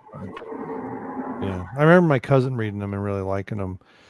I didn't read Jedi. I mean, I read Star Wars. Itself had a lot of stuff that wasn't in the movie, and then Empire was just a novelization of the screen, and I didn't like it as much. But then the prequel books, the Han Solo books, and the Lando Calrissian books, and Splinter of the Mind's Eye, and stuff like that. Mm-hmm. So that would be something to see him do, and not change it too much. Yeah, you're gonna have to make keep to some the book, changes to make it a movie, but don't gender swap. Zane is now a trans well, not Zazie Beetz. trans species, black and green alien or something. Mm-hmm. That's what I don't understand is this insistence on forcing the current political climate into movies. And it's like, if you want to transgender, like, it doesn't need to be a human that's transgender. Why don't you just make a species that they switch back and forth, and that's one of their things. That's part of the gimmick of their fucking species on that planet. Like, Well, that For was the one of my frogs from gripes. Jurassic And Park. I probably should have mentioned that about a topic ago, but it's like if you want people to stop exploding, stop forcing the political climate into all of what is supposed to be escapism in the first place. Give people what they want. Let them take a break for a while and just, it is called a galaxy far, far away for a fucking reason. Mm-hmm. Yeah, but that doesn't We acknowledge. never explore it, though. Yeah, we just want to have a mirror of what we see in our day-to-day lives, and I think there's enough people that are powered enough to push themselves away from the phone or away from the computer or away from the TV long enough to just turn it off for a while. They just don't know how to do it. It's unfortunate. Yeah, it is, Ellen. Right on P. It's terrible. Yeah, I don't really have to live this timeline like this. Get away from that hentai, man. It rots your brain. What are you talking about? Even if he's into the hentai, at least he's not watching identity politics. You know what I mean? God, no. Here's the thing. You would think that, right? You would think that, but you got a lot of these Spurgs and Tumblr-rettes or whatever you call them that make hentai. That's all I gotta say. And how can you tell? Is because you visit these hentai sites sometimes, and all of a sudden you start looking at some of the. You see something like some dojin or something like that, and yes, Tap, I know you know what that is. But No, I don't actually. shut up. He just put you on blast. You know what I recommended me to one of the sites. But Yes, anyways, I know. I know. But the problem is that you start looking at some of those tags and you start noticing a rise in tags of like gender bending, transgender, and all this other stuff. I'm like, yo, these fucks are really trying to ruin hentai, aren't they? I mean, the Japanese Nothing is sacred. that You can't alone. have anything. The sad thing is, it's hentai. So for you to defend it, you have to admit defeat that yes, I'm an avid hentai fan. Him I and don't like Stanley Hudson. social please. politics in my hentai.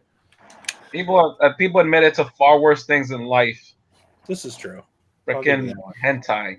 But like you said, it's escapism. I don't want to be dealt with a horrible blow on the political or the socio or the economic climate or whatever. It's as if these people think that people need to be constantly reminded of what's in front of them constantly. It's the dumbness of representation and all that crap. Like, for fuck's sakes, you don't need representation. If you have to listen, I've been a big believer of this for like the longest, and I know I keep saying it over and over again. I did not need a Latino hero to know what a hero was. I never needed that. I never needed Eddie Guerrero. I fucking had Hulk Hogan. I had Macho Man. Later on, I had the likes of Bret Hart. Speedy Gonzalez. Like, I knew who the heroes were, and I knew who the villain was. I didn't need to know who was black or white or anything like that. If that's what people need in this world to tell them what's right or wrong, then they're the problem. All right? Not the source material. They are. God, these people really fucking need. I'm sick and tired of like dealing with this. Like, I can't even go anywhere nowadays without everything becoming a political talk. Yeah, Randall. Star Wars, ladies and gentlemen, politics, a la carte. Does not go good together. And not in a fun way. Here's a Star Wars pitch I have for you guys. You got Darth Vader. You got a galaxy of plebs thinking that they can beat him. And Darth Vader is saying, nah, I'm Darth Vader, bitch. I'm going to kill each and every one of you. And he does. The end. Cut print. Where's my coffee? That was the ending credits. I figured. Written and directed by LMP. Speaking of LMP, stay tuned to the end where we reveal his home address so you can send him all kind of. Oh, fuck you. He doesn't have a PO box. He just wants it sent straight to his address. LMP's email is totally not Xena Warrior Princess 917 at hotmail.com. Where did that Tap start? is mad. Tap is mad that my that what I really look like is not what he expected. He's just really pissed about that. Yeah, I was suspecting the big bushy mustache and the I hat. know. I was like, well, I got some good memes out of it though. That's okay. Yeah. I got some really good memes. Wait, are you guys really disappointed that that's what I look like? No, God, calm down. All this time Playing up the showman. and I'm just surprised that that wasn't the case. And I'm surprised you weren't yellow. And now we talk about LMP's. And now we talk about LMP's feelings. Oh my God, you guys really didn't think? You think I didn't look like hot shit? Why did think you look like one of those models in Calvin Klein or some shit? Well, I was expecting that, but at least I thought you guys would say, "All right, that's LMP. That's LMP." I mean, I wasn't disappointed about it. I mean, it was just like, that's LMP. Okay, I can make memes out of him now. I didn't have high expectations either. Oh shit! You guys are terrible. In our fucking group. I've got those things stored on my phone, LMP. Late, you're a horrible human being for doxing me. That was a complete accident too. Well, mostly an accident. You know, and I was gonna like say, hey, maybe maybe one of these days I'll find out myself all the way over there to Ohio, and I'll surprise Late. Well, thanks a lot for ruining that surprise. Well, you can still do that. It just won't be a friendly visit. I won't remember what you look like by the time you get here. There's a Come on, bitch! Put your hands up. Why is there an Easter Island statue on my front porch? Oh, sorry, I had to. Sponsored by Midnight's Edge. All right, yeah, let's talk about that. Let's have an intervention here. What the heck is up with you and Midnight's Edge? I don't know, Pete. Why? I just watch their videos, and I know different people too, isn't it? And I like you know how Tap likes to take something and just run it to death. Yes. On more than one occasion in his videos, nervously, as I do. Like I always say, basically all the time. It drives me crazy. I keep trying to wean myself off of that. But he said a couple of times that he likes Midnight's Edge. So Tap has to constantly remind him that he says he likes Midnight Edge on many times. Well, that's all it is. Yeah, nobody tell me what you like because I'll just run it to the ground. Right. So Tap has made like a whole series of memes and a whole subset of memes, and it's just still going. Oh, it wasn't that many. It was like 6. No, it was a whole page. I made a couple though. I was like, "Fuck it, it's fun. I don't care." You know, trust me. Self-deprecating humor is my speciality. I make Pete memes too. My Pete meme is that he's the guy from Christmas Story trying to save his ugly lamp. Yeah, that was a great one. Just refuses to let it go. Like, you were jealous of this thing because I won it. You used all the glue on purpose. I am like an angry old Darren McGavin now. I'm going to start wearing sweaters over sweaters and yelling at the table and not eat if he doesn't eat his meatloaf because they're starting. I dare you to watch an entire season of Kolchak the Night Stalker, and then you'll understand Darren McGavin a lot more. Oh, I've seen the original one. Yeah, I've seen the original show. Yeah, I like that. No, do you recall when they rebooted that with Stuart Townsend? I didn't know they rebooted it. They did. It only impresses me that they even thought about rebooting it. It obviously you can't touch the original one, but I mean, yeah, the reboot was technically the X-Files. Yeah, but they did a Night Stalker show. It was I believe it was Stuart Townsend was the lead. He played Kolchak, and then I want to say Gabrielle Union was like the main. Like, you're not getting confused with Kojak, are you? No. I know Kojak's Telly. That's Who Loves You, baby. I know Telly. We've had the same haircut for years.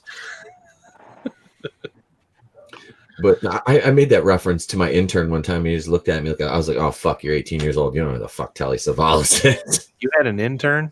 I've had like 2 or 3 different. You ageist. Now the whole story about the casting couch makes sense. Okay. No, they were. Never mind. We're not going. It would be Pete.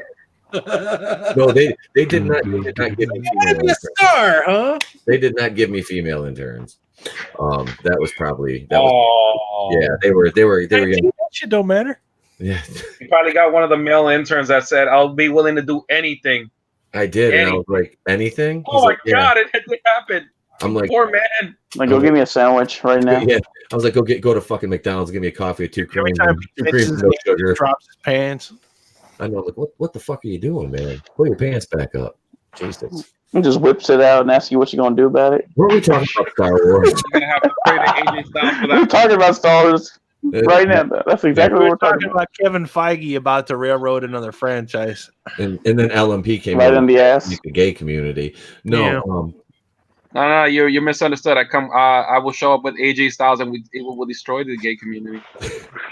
Your soccer mom haircut. I've been wanting to be optimistic about Kevin Feige. I can't. I can't think of anything he can bring to this universe that'll save it. And I hate being like that. I don't like being negative like that. But all of the things that have happened have brought us to this point, and those were not things that we had any control over. So here we are. We're not excited about it. Guys, I won't say I won't say don't be excited about things. I will just say, listen,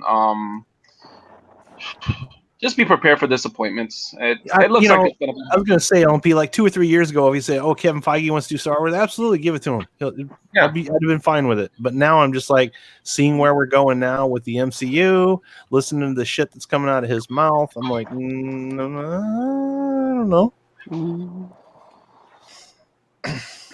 And yes, Brie Larson. Yeah, Brie Larson. Hey, I actually wanted to pancake bring ass. her over. You know what? I think she could do a good job. You know, maybe if she one day, I don't know, probably found. Anybody here remembers that? She'd be better off in a meme? Spaceballs reboot. I think she should take the place of Dot Matrix. That would probably be a good role for her. She doesn't even need to wear a costume. Can't she just play the table? No, I was gonna say what she could do is she could remake that scene that with Hannah Hayes. You know, if you guys know who that is. Mm-hmm. I mean, I don't watch hentai, but what? No. No. You know the famous meme, the one about the girl, the white girl and the 5 black guys around her. Yep. Okay. Yeah. That meme. Okay. Mm-hmm. Yeah, I was just saying. Well, of all things, you know, maybe Brie Larson can go ahead and do that. Probably might do a good job. We're getting railroaded all day. Is she going to be in Black Panther too? Oh, listen, I wouldn't be surprised if, like, somewhere down that movie, she starts thinking that she's the master. I mean, if they bring her in as the villain, but that would be kind of weird because she's already Captain Marvel. So if you make Captain Marvel the villain, yeah, then maybe we might start to like it. She's what did we say in Star Wars? She's going to be Darth Revan. Darth Revan. You know what? At least we got someone we your can lack hate of faith is unconditionally. And then that The what? brings us to George Lucas. Oh yes. Oh, let's rip that Mr. bastard George. a new one. Feeling betrayed. Who wants to go first about George Lucas being Let upset? me take this one. Take the wheel, Jesus. All right.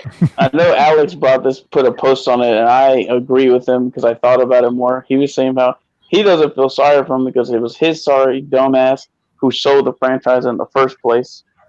And I agree with that. He should have just kept it and tried to make movies. Because there's a clip of George out there somewhere where he talks about, I just want to go back to making experimental films, but no one wants to make experimental films. Well, if you want to make experimental films, then make them. You got the money. If nobody wants to watch them, then fine. You're making them for yourself. Donate it all to charity. So fucking bitch. That's all he wants to do now. I think I wonder if I don't know what could be going on with him talking about betrayal, but I don't feel sorry for him as far as selling it. He should have known better. Did you guys see the Jeremy Johns video today? His take on that, because he's actually reading the book by Bob Iger, and he made a 15-minute video today. Saw it was posted, didn't watch it.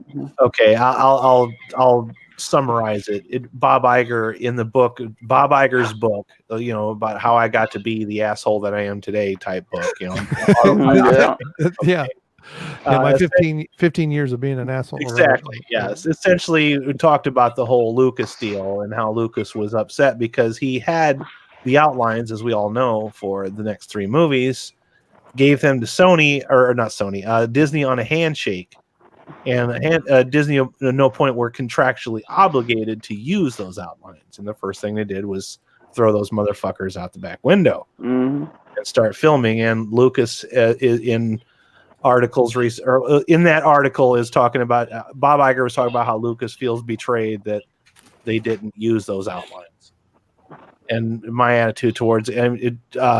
Jeremy Johns was a lot more sympathetic to Lucas because it's like, yeah, these are your babies, but then you did sell for $4 million. I'm pretty sure you can get over it with that kind of money. Insane amount of money that he got for it. But I agree with you, Tap. He should just kept it and allowed other filmmakers to come in and direct, like he did with the original trilogy. He had Richard Marquand and I can't remember, Empire Strikes Back.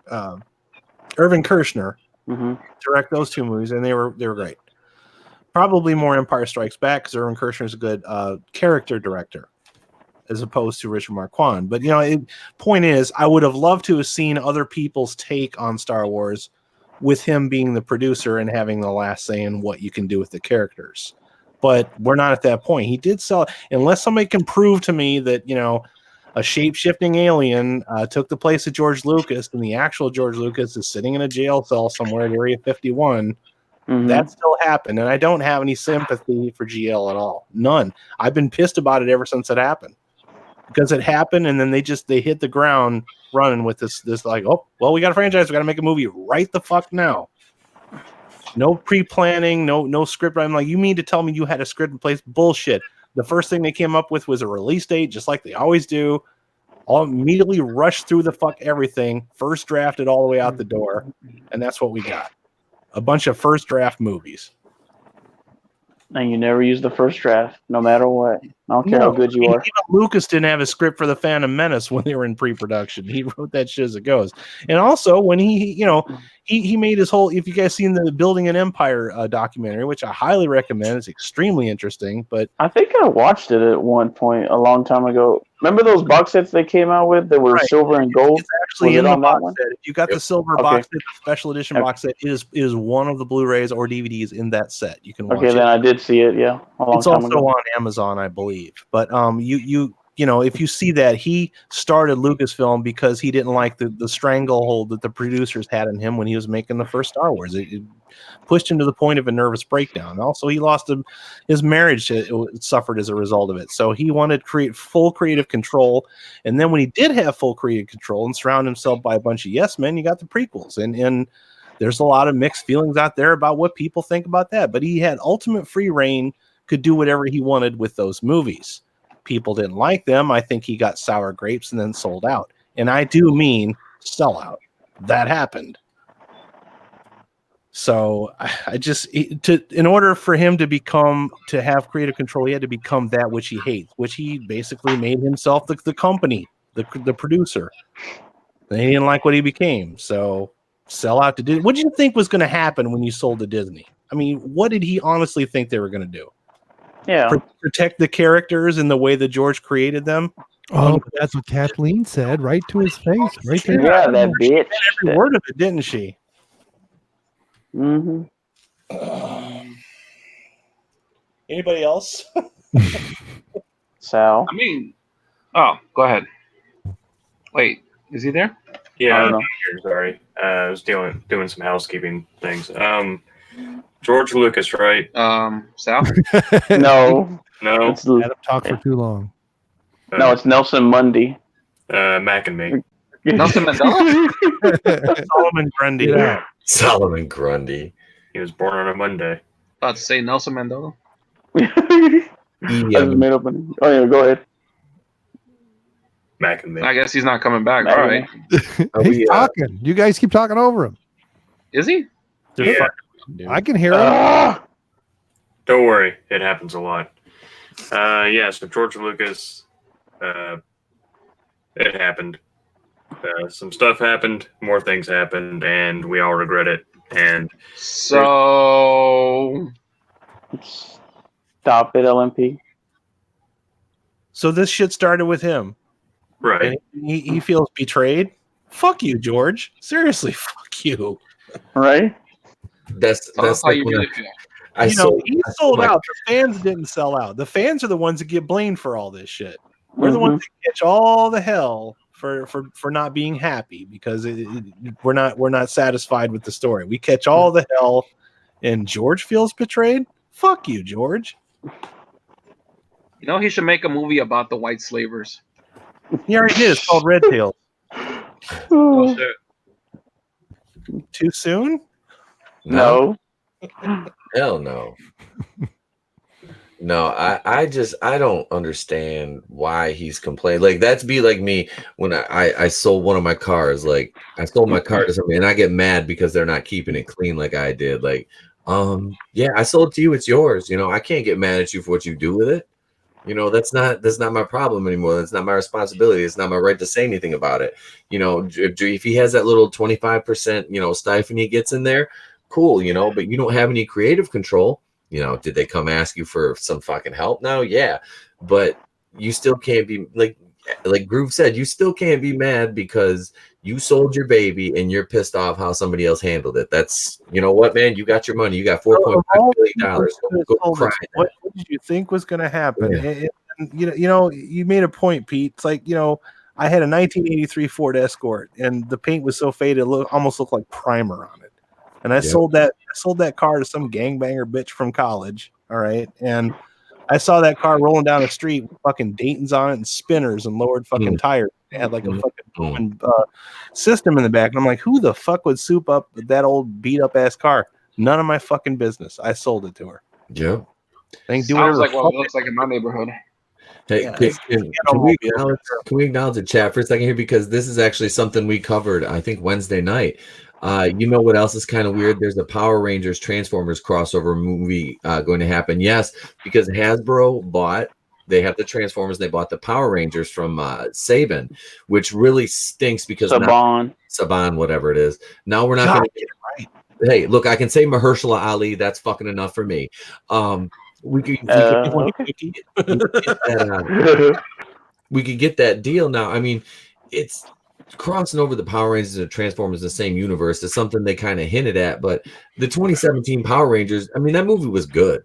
It was solid. It had a darker, more kind of like adult, mature tone to it. But it was still fun. They had some nostalgia thrown in there. There was a couple cameos. You had what's her name, Amy Jo Johnson, and I think it was Jason David Frank that made the cameo at the end. It was a fun movie. It was cool. It was very stylized, modern. Very modern and stylized. The cast was good. But the problem is now, it's been sold, so they're there. They're talking, oh, well, the Transformers and the Power Rangers can exist in the same universe. And it's like, well, just because you can do something doesn't mean you should do something. I wanted to just see a sequel to that movie. I didn't want to see another reboot of it, but apparently that's what they're going to do now. And why would they reboot the Transformers franchise when they already did that with the Bumblebee movie being a soft reboot?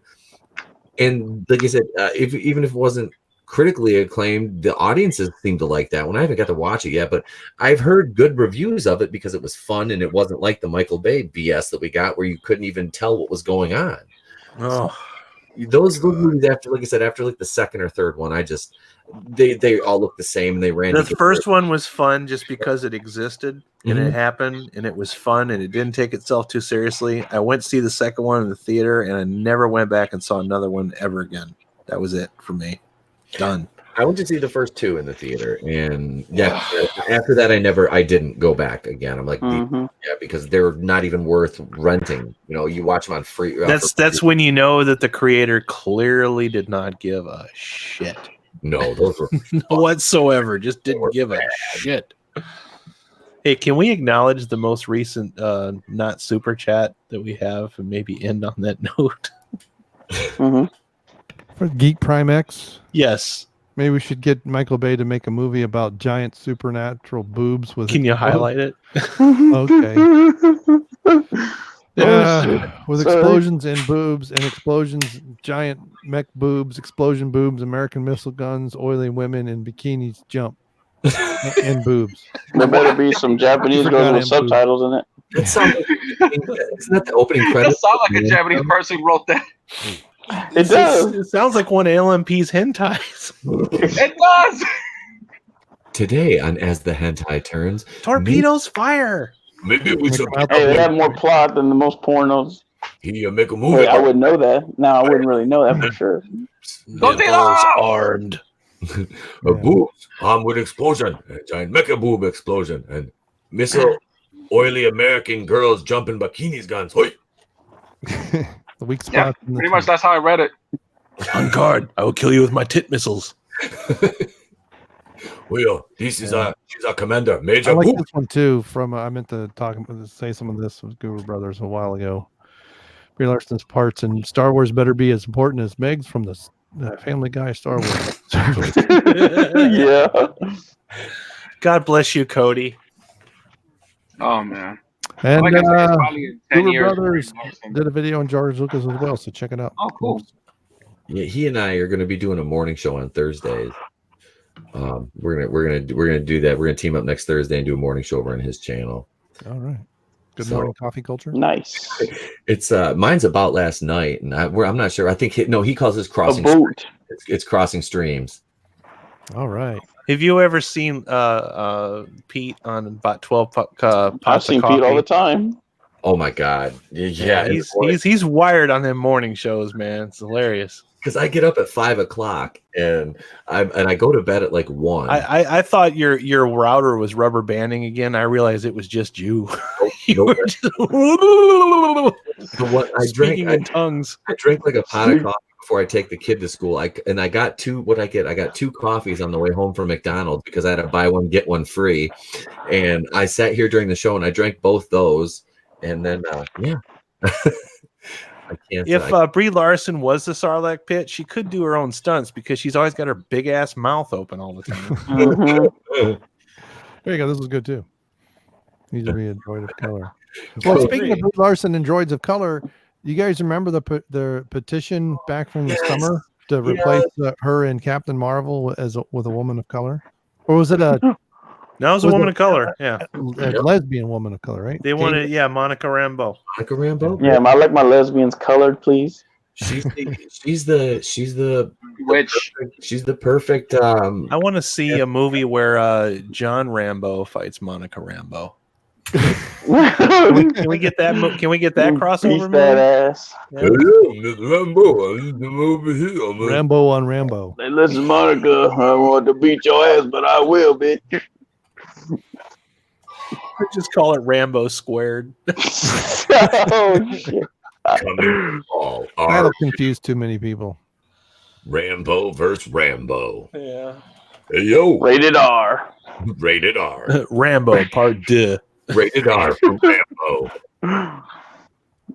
There's more Rambos than you can shake a stick at. All the black girls named Monica. And then Monica does fall a little to that darker Yeah, but you're shade. She's a gonna little have to darker than spell- most. You got to give that a modern spelling, so it's going to be more like There's an apostrophe. You mean urban? yeah. There's like 19 apostrophes and it has 6 letters. All right. Monicue. Ma. MOUNICKE 74A. 6'9". Fill 6'9". it out with numbers and little caricatures. Was there a niner in there, or were you on a walkie-talkie? Is your Well, name this kid that Kesha? used to live next door, this was what his name was. How would you say that? Zejuan? Yeah, he spelled it this way. Ugh. He was Smith. Is that yeah, he was not. He was not of Szechuan. Mexican Szechuan. descent either. Zejuan. Zejuan. This is no joke. My mother-in-law They want a wumba. Rumba. for like 35 years. She had a student. His first name was Baby Boy. That's what Are you serious? his legal first name. His name was Baby Boy Johnson. Someone needs to slap the mother or the Nice. father, Dude, whoever. I used to go to high school with a kid named Ben Dover. I'm not Okay. making that shit up. That's That's cool. for sure. Some of that was an unfortunate accident. I asked him that. I never got a direct answer. Like, yeah, your last name was Dover, but they just happened to call you Ben. Right. If his first name was Benjamin, I would have gone by that all the time. Yep. His first name was Benjamin, but he insisted going by Ben. I'm like, why? Why? Lay hit Cody. But why? What? Hit Cody's last comment. That is beautiful.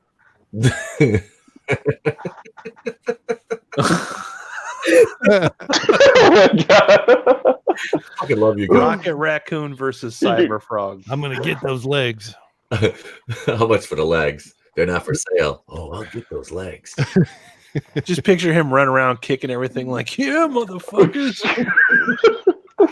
Okay, that scene where he takes out all the Ravengers. Can you see that? With him just kicking with titanium legs. He's doing fucking roundhouses Night. with that shit. Yeah. Like Glenn Campbell, fucking Summer Nights and Rocket Raccoon's roundhouse kicking aliens. He got those legs and he got the arm. Doing some of them samurai cop stunts. Oh my god. Oh shit. Oh my god. Good old Samurai Cop. I still prefer Miami Connection. Oh Yeah, fuck. I do, yeah. I prefer Miami Connection over anything. This Damn it. movie was fucking awesome. Oh god. Lieutenant Dan, how do you I enjoy my time with Freddie Mercury. Discount Freddie Mercury. Oh, discount Freddie Mercury? Anybody want some AIDS? I got AIDS. I still have that GIF on my phone. I need God bless you, YK Kim, wherever the hell you are right now. post that in the comment section. All right. Are we done? Go for it. Yeah, I think so.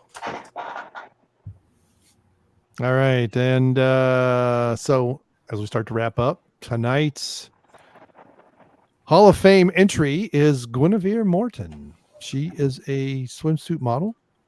And for those who like no such things, her measurements are 37, 25, 35 with a raw size of 34C. She's 5'9".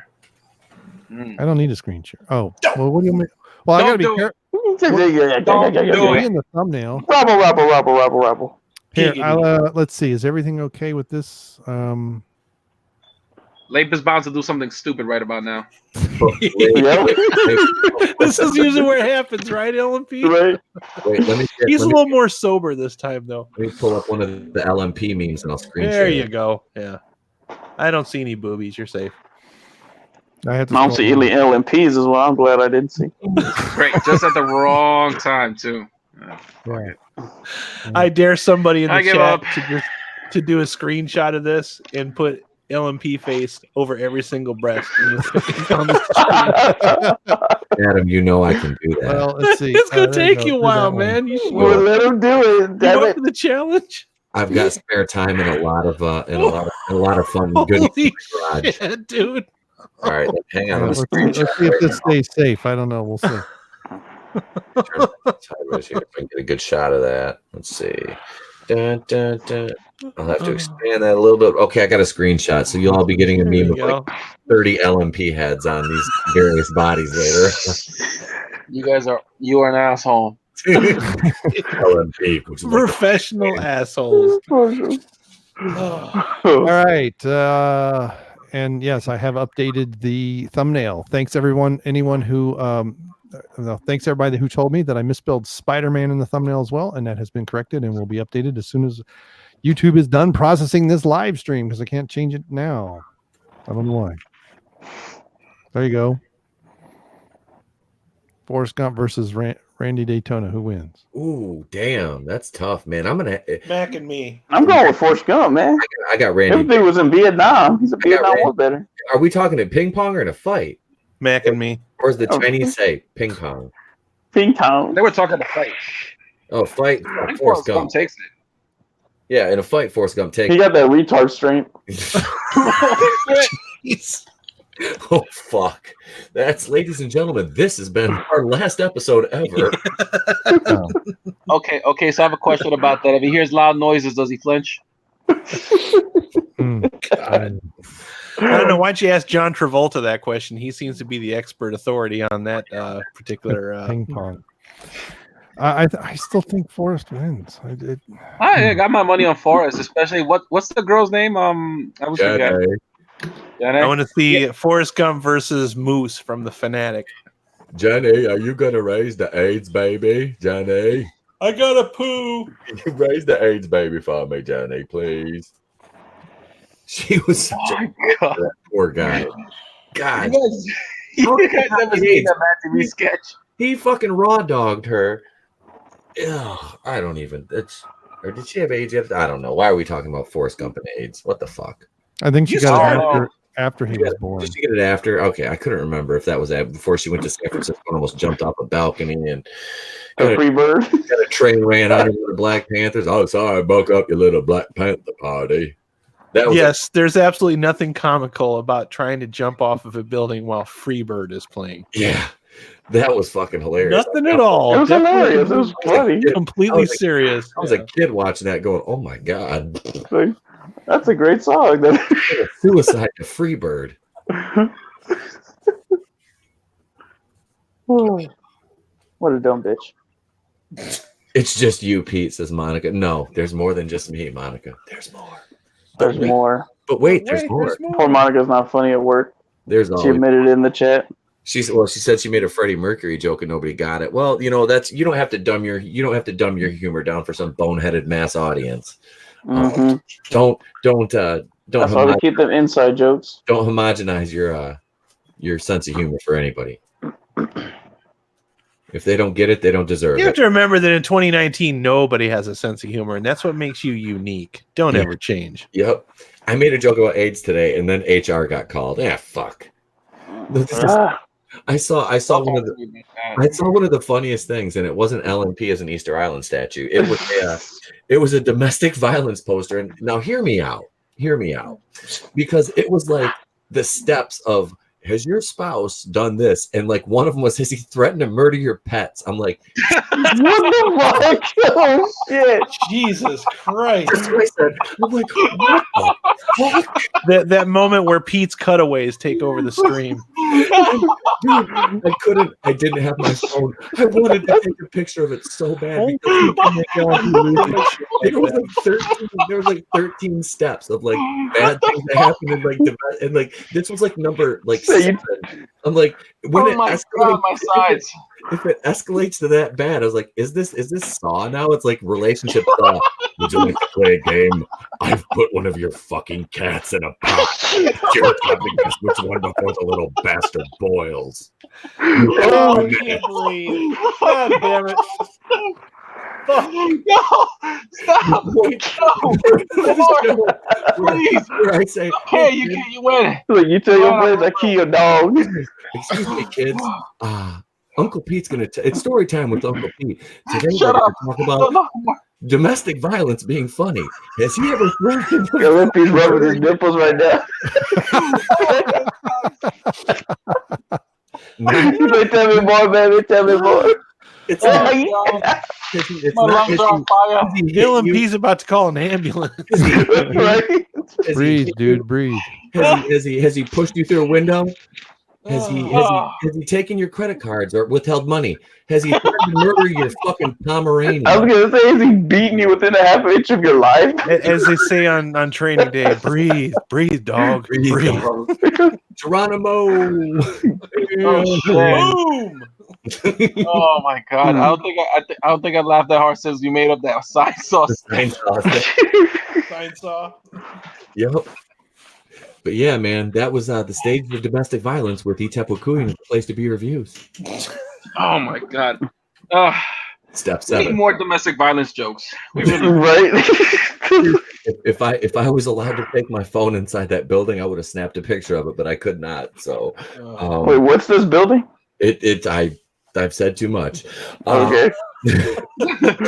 But yeah, I'm like, there was like domestic violence shit everywhere. I'm like, oh my god, this is actually like, is it like how much? Do you guys just like have Royal Rumbles in this motherfucker? I'm like, god damn, like how I many? got scenes of Jerry Springer. How many of y'all are together in this motherfucker?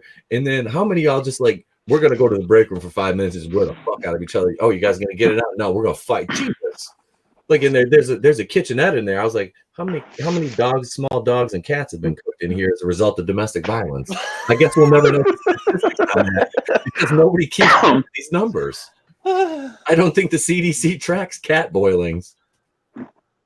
Woo. I have to ask you a question, Pete, because you're the only other wrestling guy right here in this entire chat. Yeah. Have they ever done a domestic violence angle in wrestling? Oh, absolutely, absolutely. I don't know, but it seems like, how does that work? Think about it.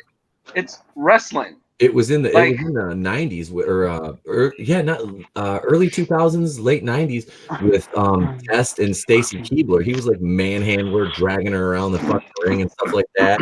Of course, you had Vince McMahon basically like make Trish Stratus strip her bra and panties, get on all fours and bark like a dog, which trust me, I fantasized about doing that. I'm not gonna lie, it's Trish Stratus. Don't remind me, man. But yeah, that was I mean they did Lita and Edge's live sex celebration on the air, which is not domestic violence, but I mean it was domestic bliss, I would say.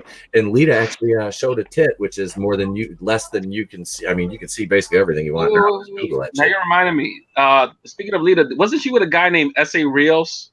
Like the most Mexican sounding name out there. She started with him. He was Mr. Aguila when he first started, and then they repackaged him when he came back from. He left the Fed because he started wrestling in the Fed when he was like 16 or 17, and or he was younger. He was like 15 in Mexico. Anyway, he was real young when he got to the Fed, but he's the one, I think he broke his neck or something like that.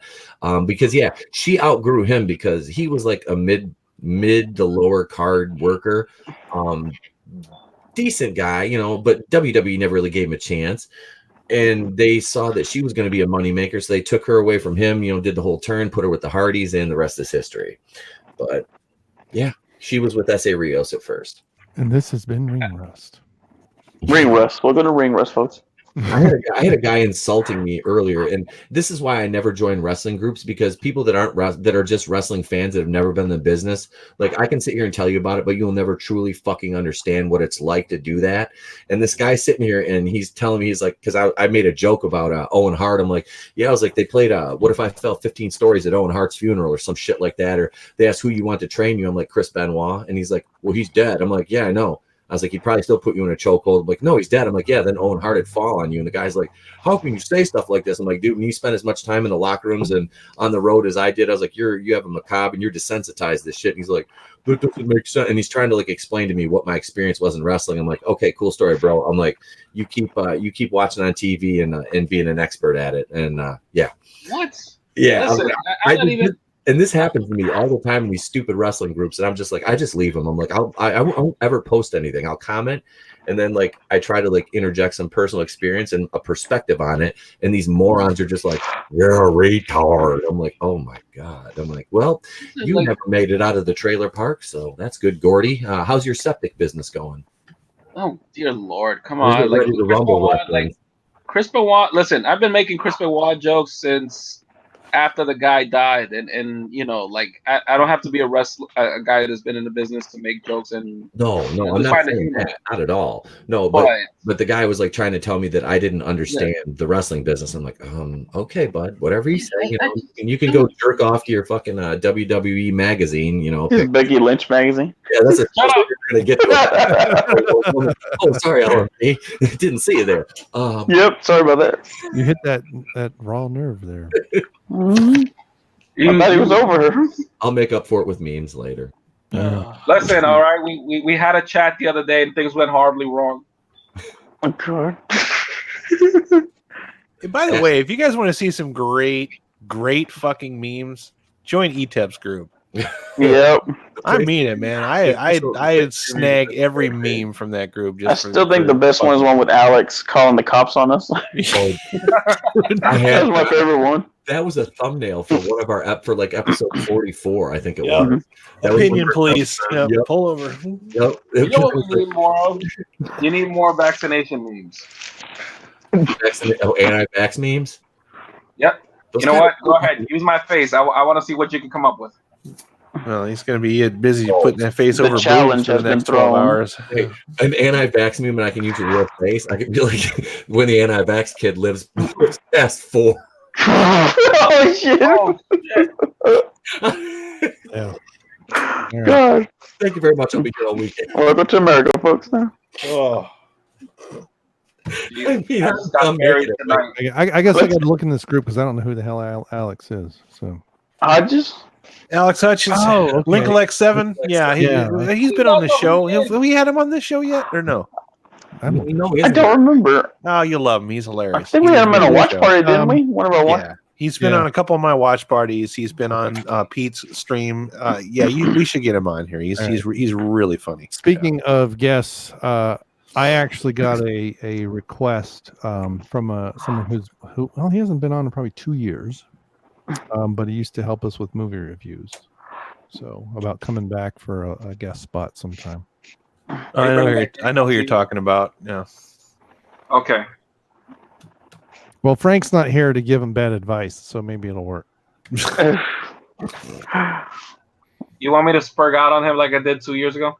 No. I have no idea who you're talking about. So Also, something really weird happened yesterday. I'll tell you when we me, go off air. me and Sal were streaming on my channel last night, and Fatal J stopped by. He's got about 960 subscribers, and he was doing this thing where he's like, "Hey, do a screen share real quick. Come over to my channel." He's wearing a fucking ski mask. He's like, "Put your hands up. You've been stuck up."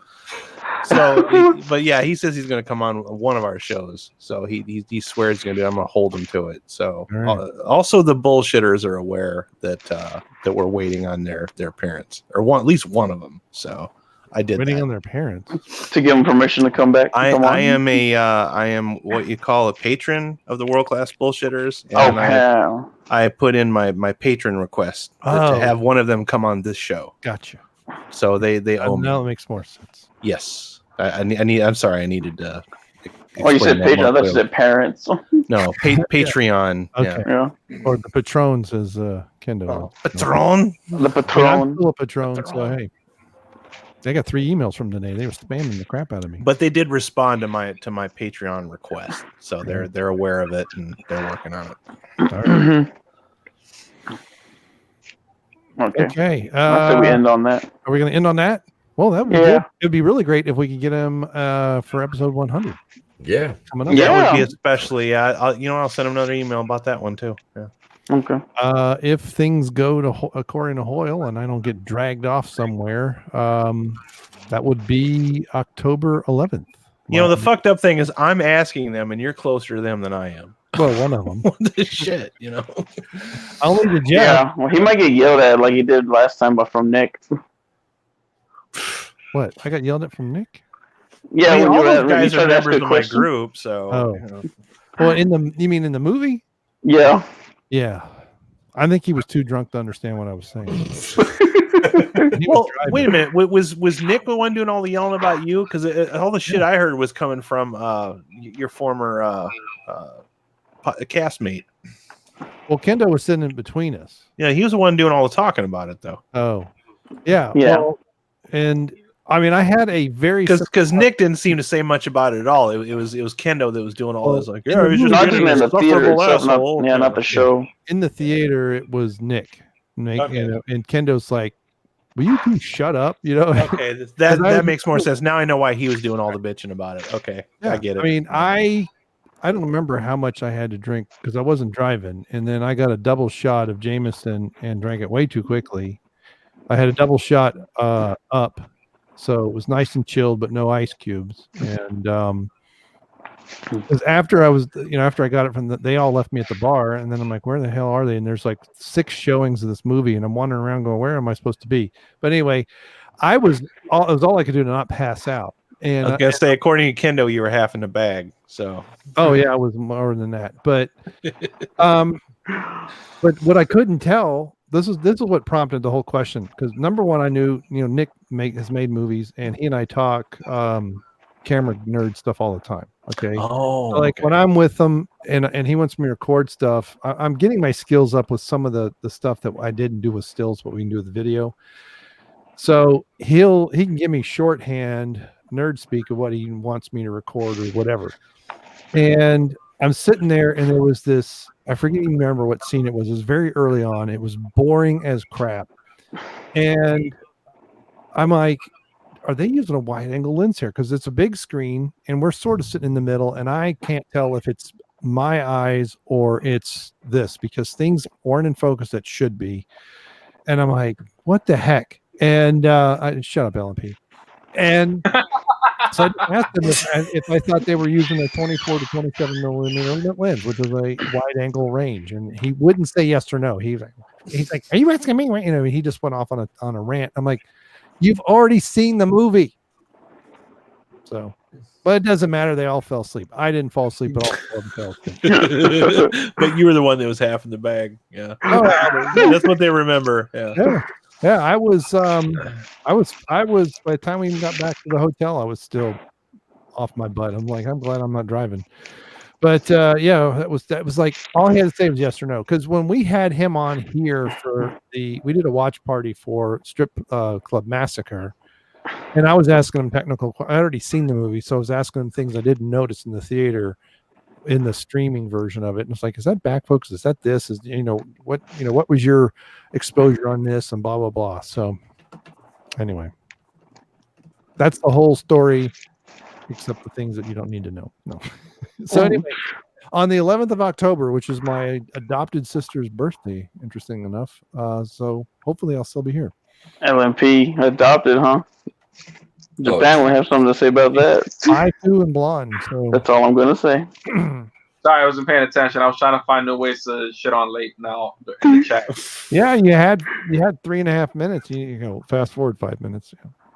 Well, I'm gonna still extend it for another minute and a half, just so I can be right about the 5 minutes. All right, are we going to really wrap this up again?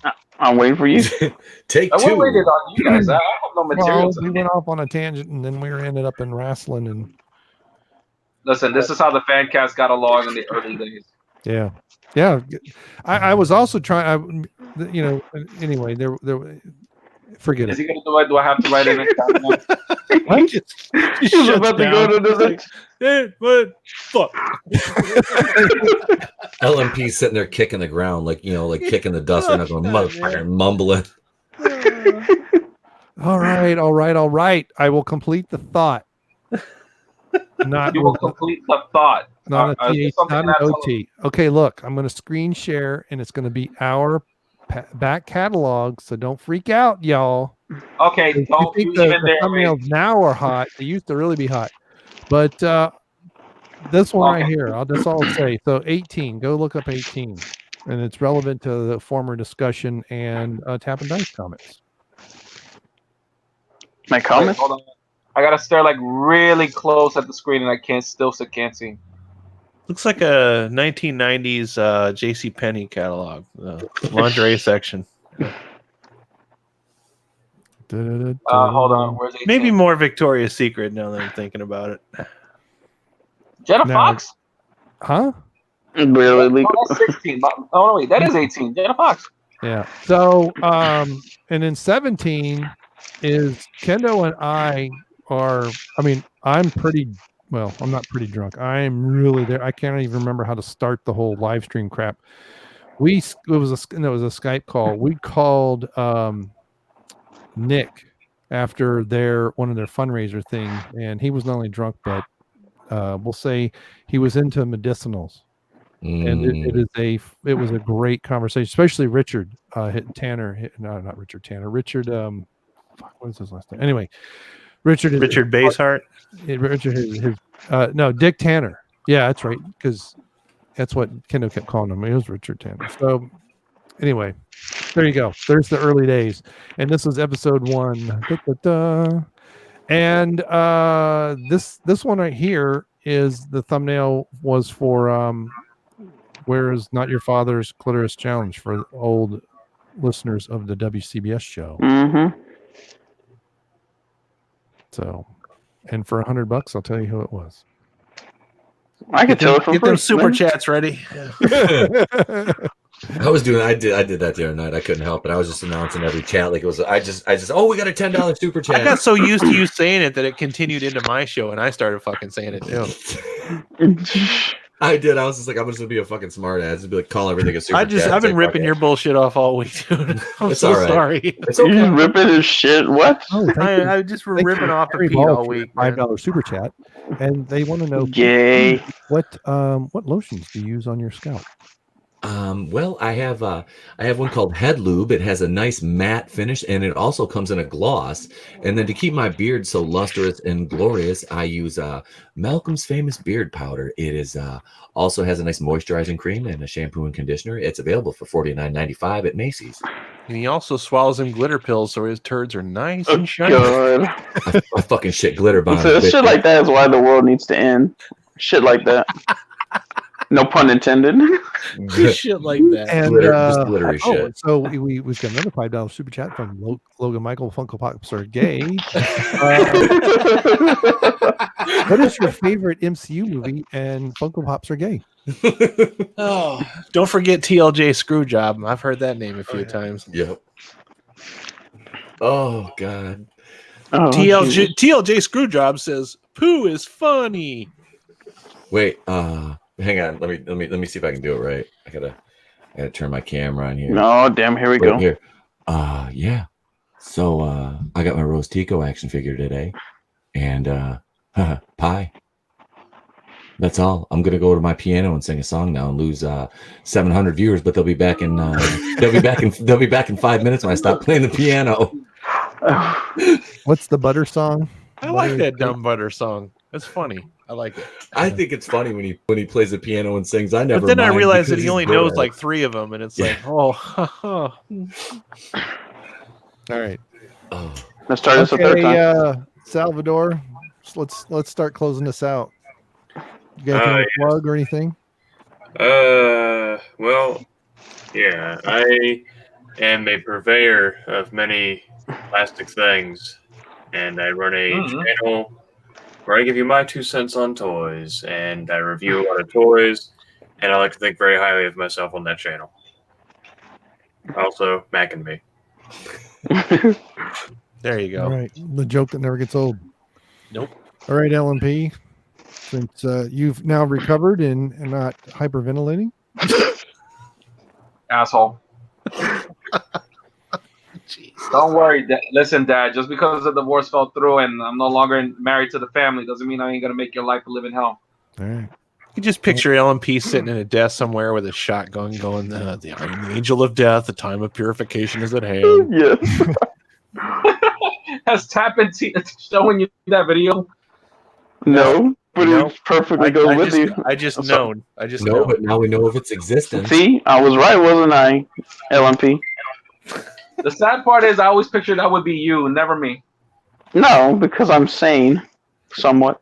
Well, that's. Says the man that I said somewhat. Oh, y'all kiss my ass. This is the show that'll never end. It just goes on and All right, Tap, why don't you put two in the chamber and yeah, I got something to plug. Read Catching the Riot, because it kind of makes you get that feeling you want to kill Ronald Reagan. I read that book. That book was ass. Exactly. All right, you two guys gonna flip, see who goes last. That's what she said. All right, well, I'll just continue going backwards. So, Adam. Okay, so join me on my channel tomorrow night. I'm going to have a couple of these Weibo cunts and who knows what else. We'll be doing a watch party for Dog Soldiers at 8:30 p.m. Oh, yeah. Eastern Standard Time. Be there or be square. And I'll toss to you, Pete. I'm Etep Queen of the Place to Be Reviews. I will be on exactly what the Groovinator said. Raiders of the Lost Flicks, 8:30 p.m. Eastern for the Dog Soldiers watch party. You can also catch me this, let's see, tomorrow I'll have a nice couple little videos out. Monday night, of course, the Place to Be Reviews. Monday night going in raw, live on YouTube. There's no more Anchor pre-recorded shows now.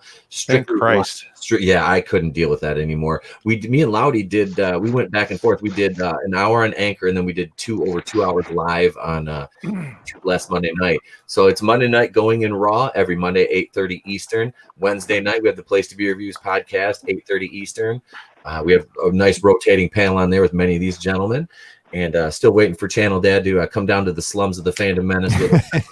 Yeah, I'm going to make it at some point. Yeah, see, he's like, look at when we started this thing. I mean, that's been part of my problem is I don't leave work till after 7. So. Yeah, yep. So no, that's all good, man. But yeah, one day you'll have to slum down to come down to Coruscant to the bar where they serve the death sticks and step on into the Place to Be, and yeah, that's where you can catch me. So let me toss it right back to Channel Dad himself, Cook Muffin. Thanks everybody for being around for episode 98. Hopefully in a couple weeks we'll be here for episode 100. And if you do your math, and we've been at this more than 2 years, you realize we should have hit this months ago, but we're a bunch of lazy slackers. You can find my channel as Brian Lape. I ought to put some kind of channel tag on there and Brain Muff and all the other crap so it's easier to find, because I have had a few people who are World Class Bullshitters fans comment on my videos. Oh, I didn't know Channel Dad had a channel. Okay, but that just tells me they don't talk enough about it. They just talk about me, not what I do. I do have a few videos over all these controversies with Jar Jar taking over DCEU and what's going on with Doomcock, as well as every Friday 9 a.m. Eastern, in which case we're daylight right now. I release a beer review. I'm trying to be a bit more consistent with when the videos come out. Sunday 2 p.m. and every other day should be 9 o'clock, although I don't have a freaking video for tomorrow yet. So we'll see on that. Have all kinds of fitness supplements and some other things. And if I look at my analytics, based off of what people are watching, apparently to really have a viral video, I need to do a supplement review with Brie Larson, which is just very strange. So, because my misreading of an article back in March where I talk about Martin Downey Jr. and Hawkman instead of Hawkeye and Robert, over 500,000 views. So it just keeps chugging. I think Martin Downey Jr. is going to be my new porn name. Yeah, because Just for you, man. Just for you. I remember when you said Hawkman in that video because I immediately sent you a picture of the Hawkman DC action figure. I had the box. I'm like, is this the guy you were talking about? Yeah, I just got all confused and Or Hawkman from Buck Rogers. yeah. The thing is maybe the week or so before I was reading that, I had been binge watching a bunch of DC crap on Netflix, and that was not helping. No. So, although I must say, as they've gotten worse, I can get through an hour. You know what? It's it's 45 to 47 minutes as an episode. Especially Supergirl, I can do an episode in 12 minutes. Those are bad. Yeah, I cut out all the men are evil things, and it only takes 12 minutes. But so there you go. But yeah, it's very strange. I look at my analytics. It's I've got reviews from a couple of years ago that are just get several hundred views a week. It's just strange. But anyway, check out my channel and comment and tell me never do it again. And really, if you got photography questions, let me know. But anyway, so this has been episode 98. Thanks everybody for stopping by, and we're really gonna say goodnight and party on, Wayne. Cowabunga. Mac and me. I'm supposed to say party on, Garth. Party on, Garth. Fast and Furious 7. Good night. My name is Cleveland Brown, and I'm glad to be right back in my hometown with my new family.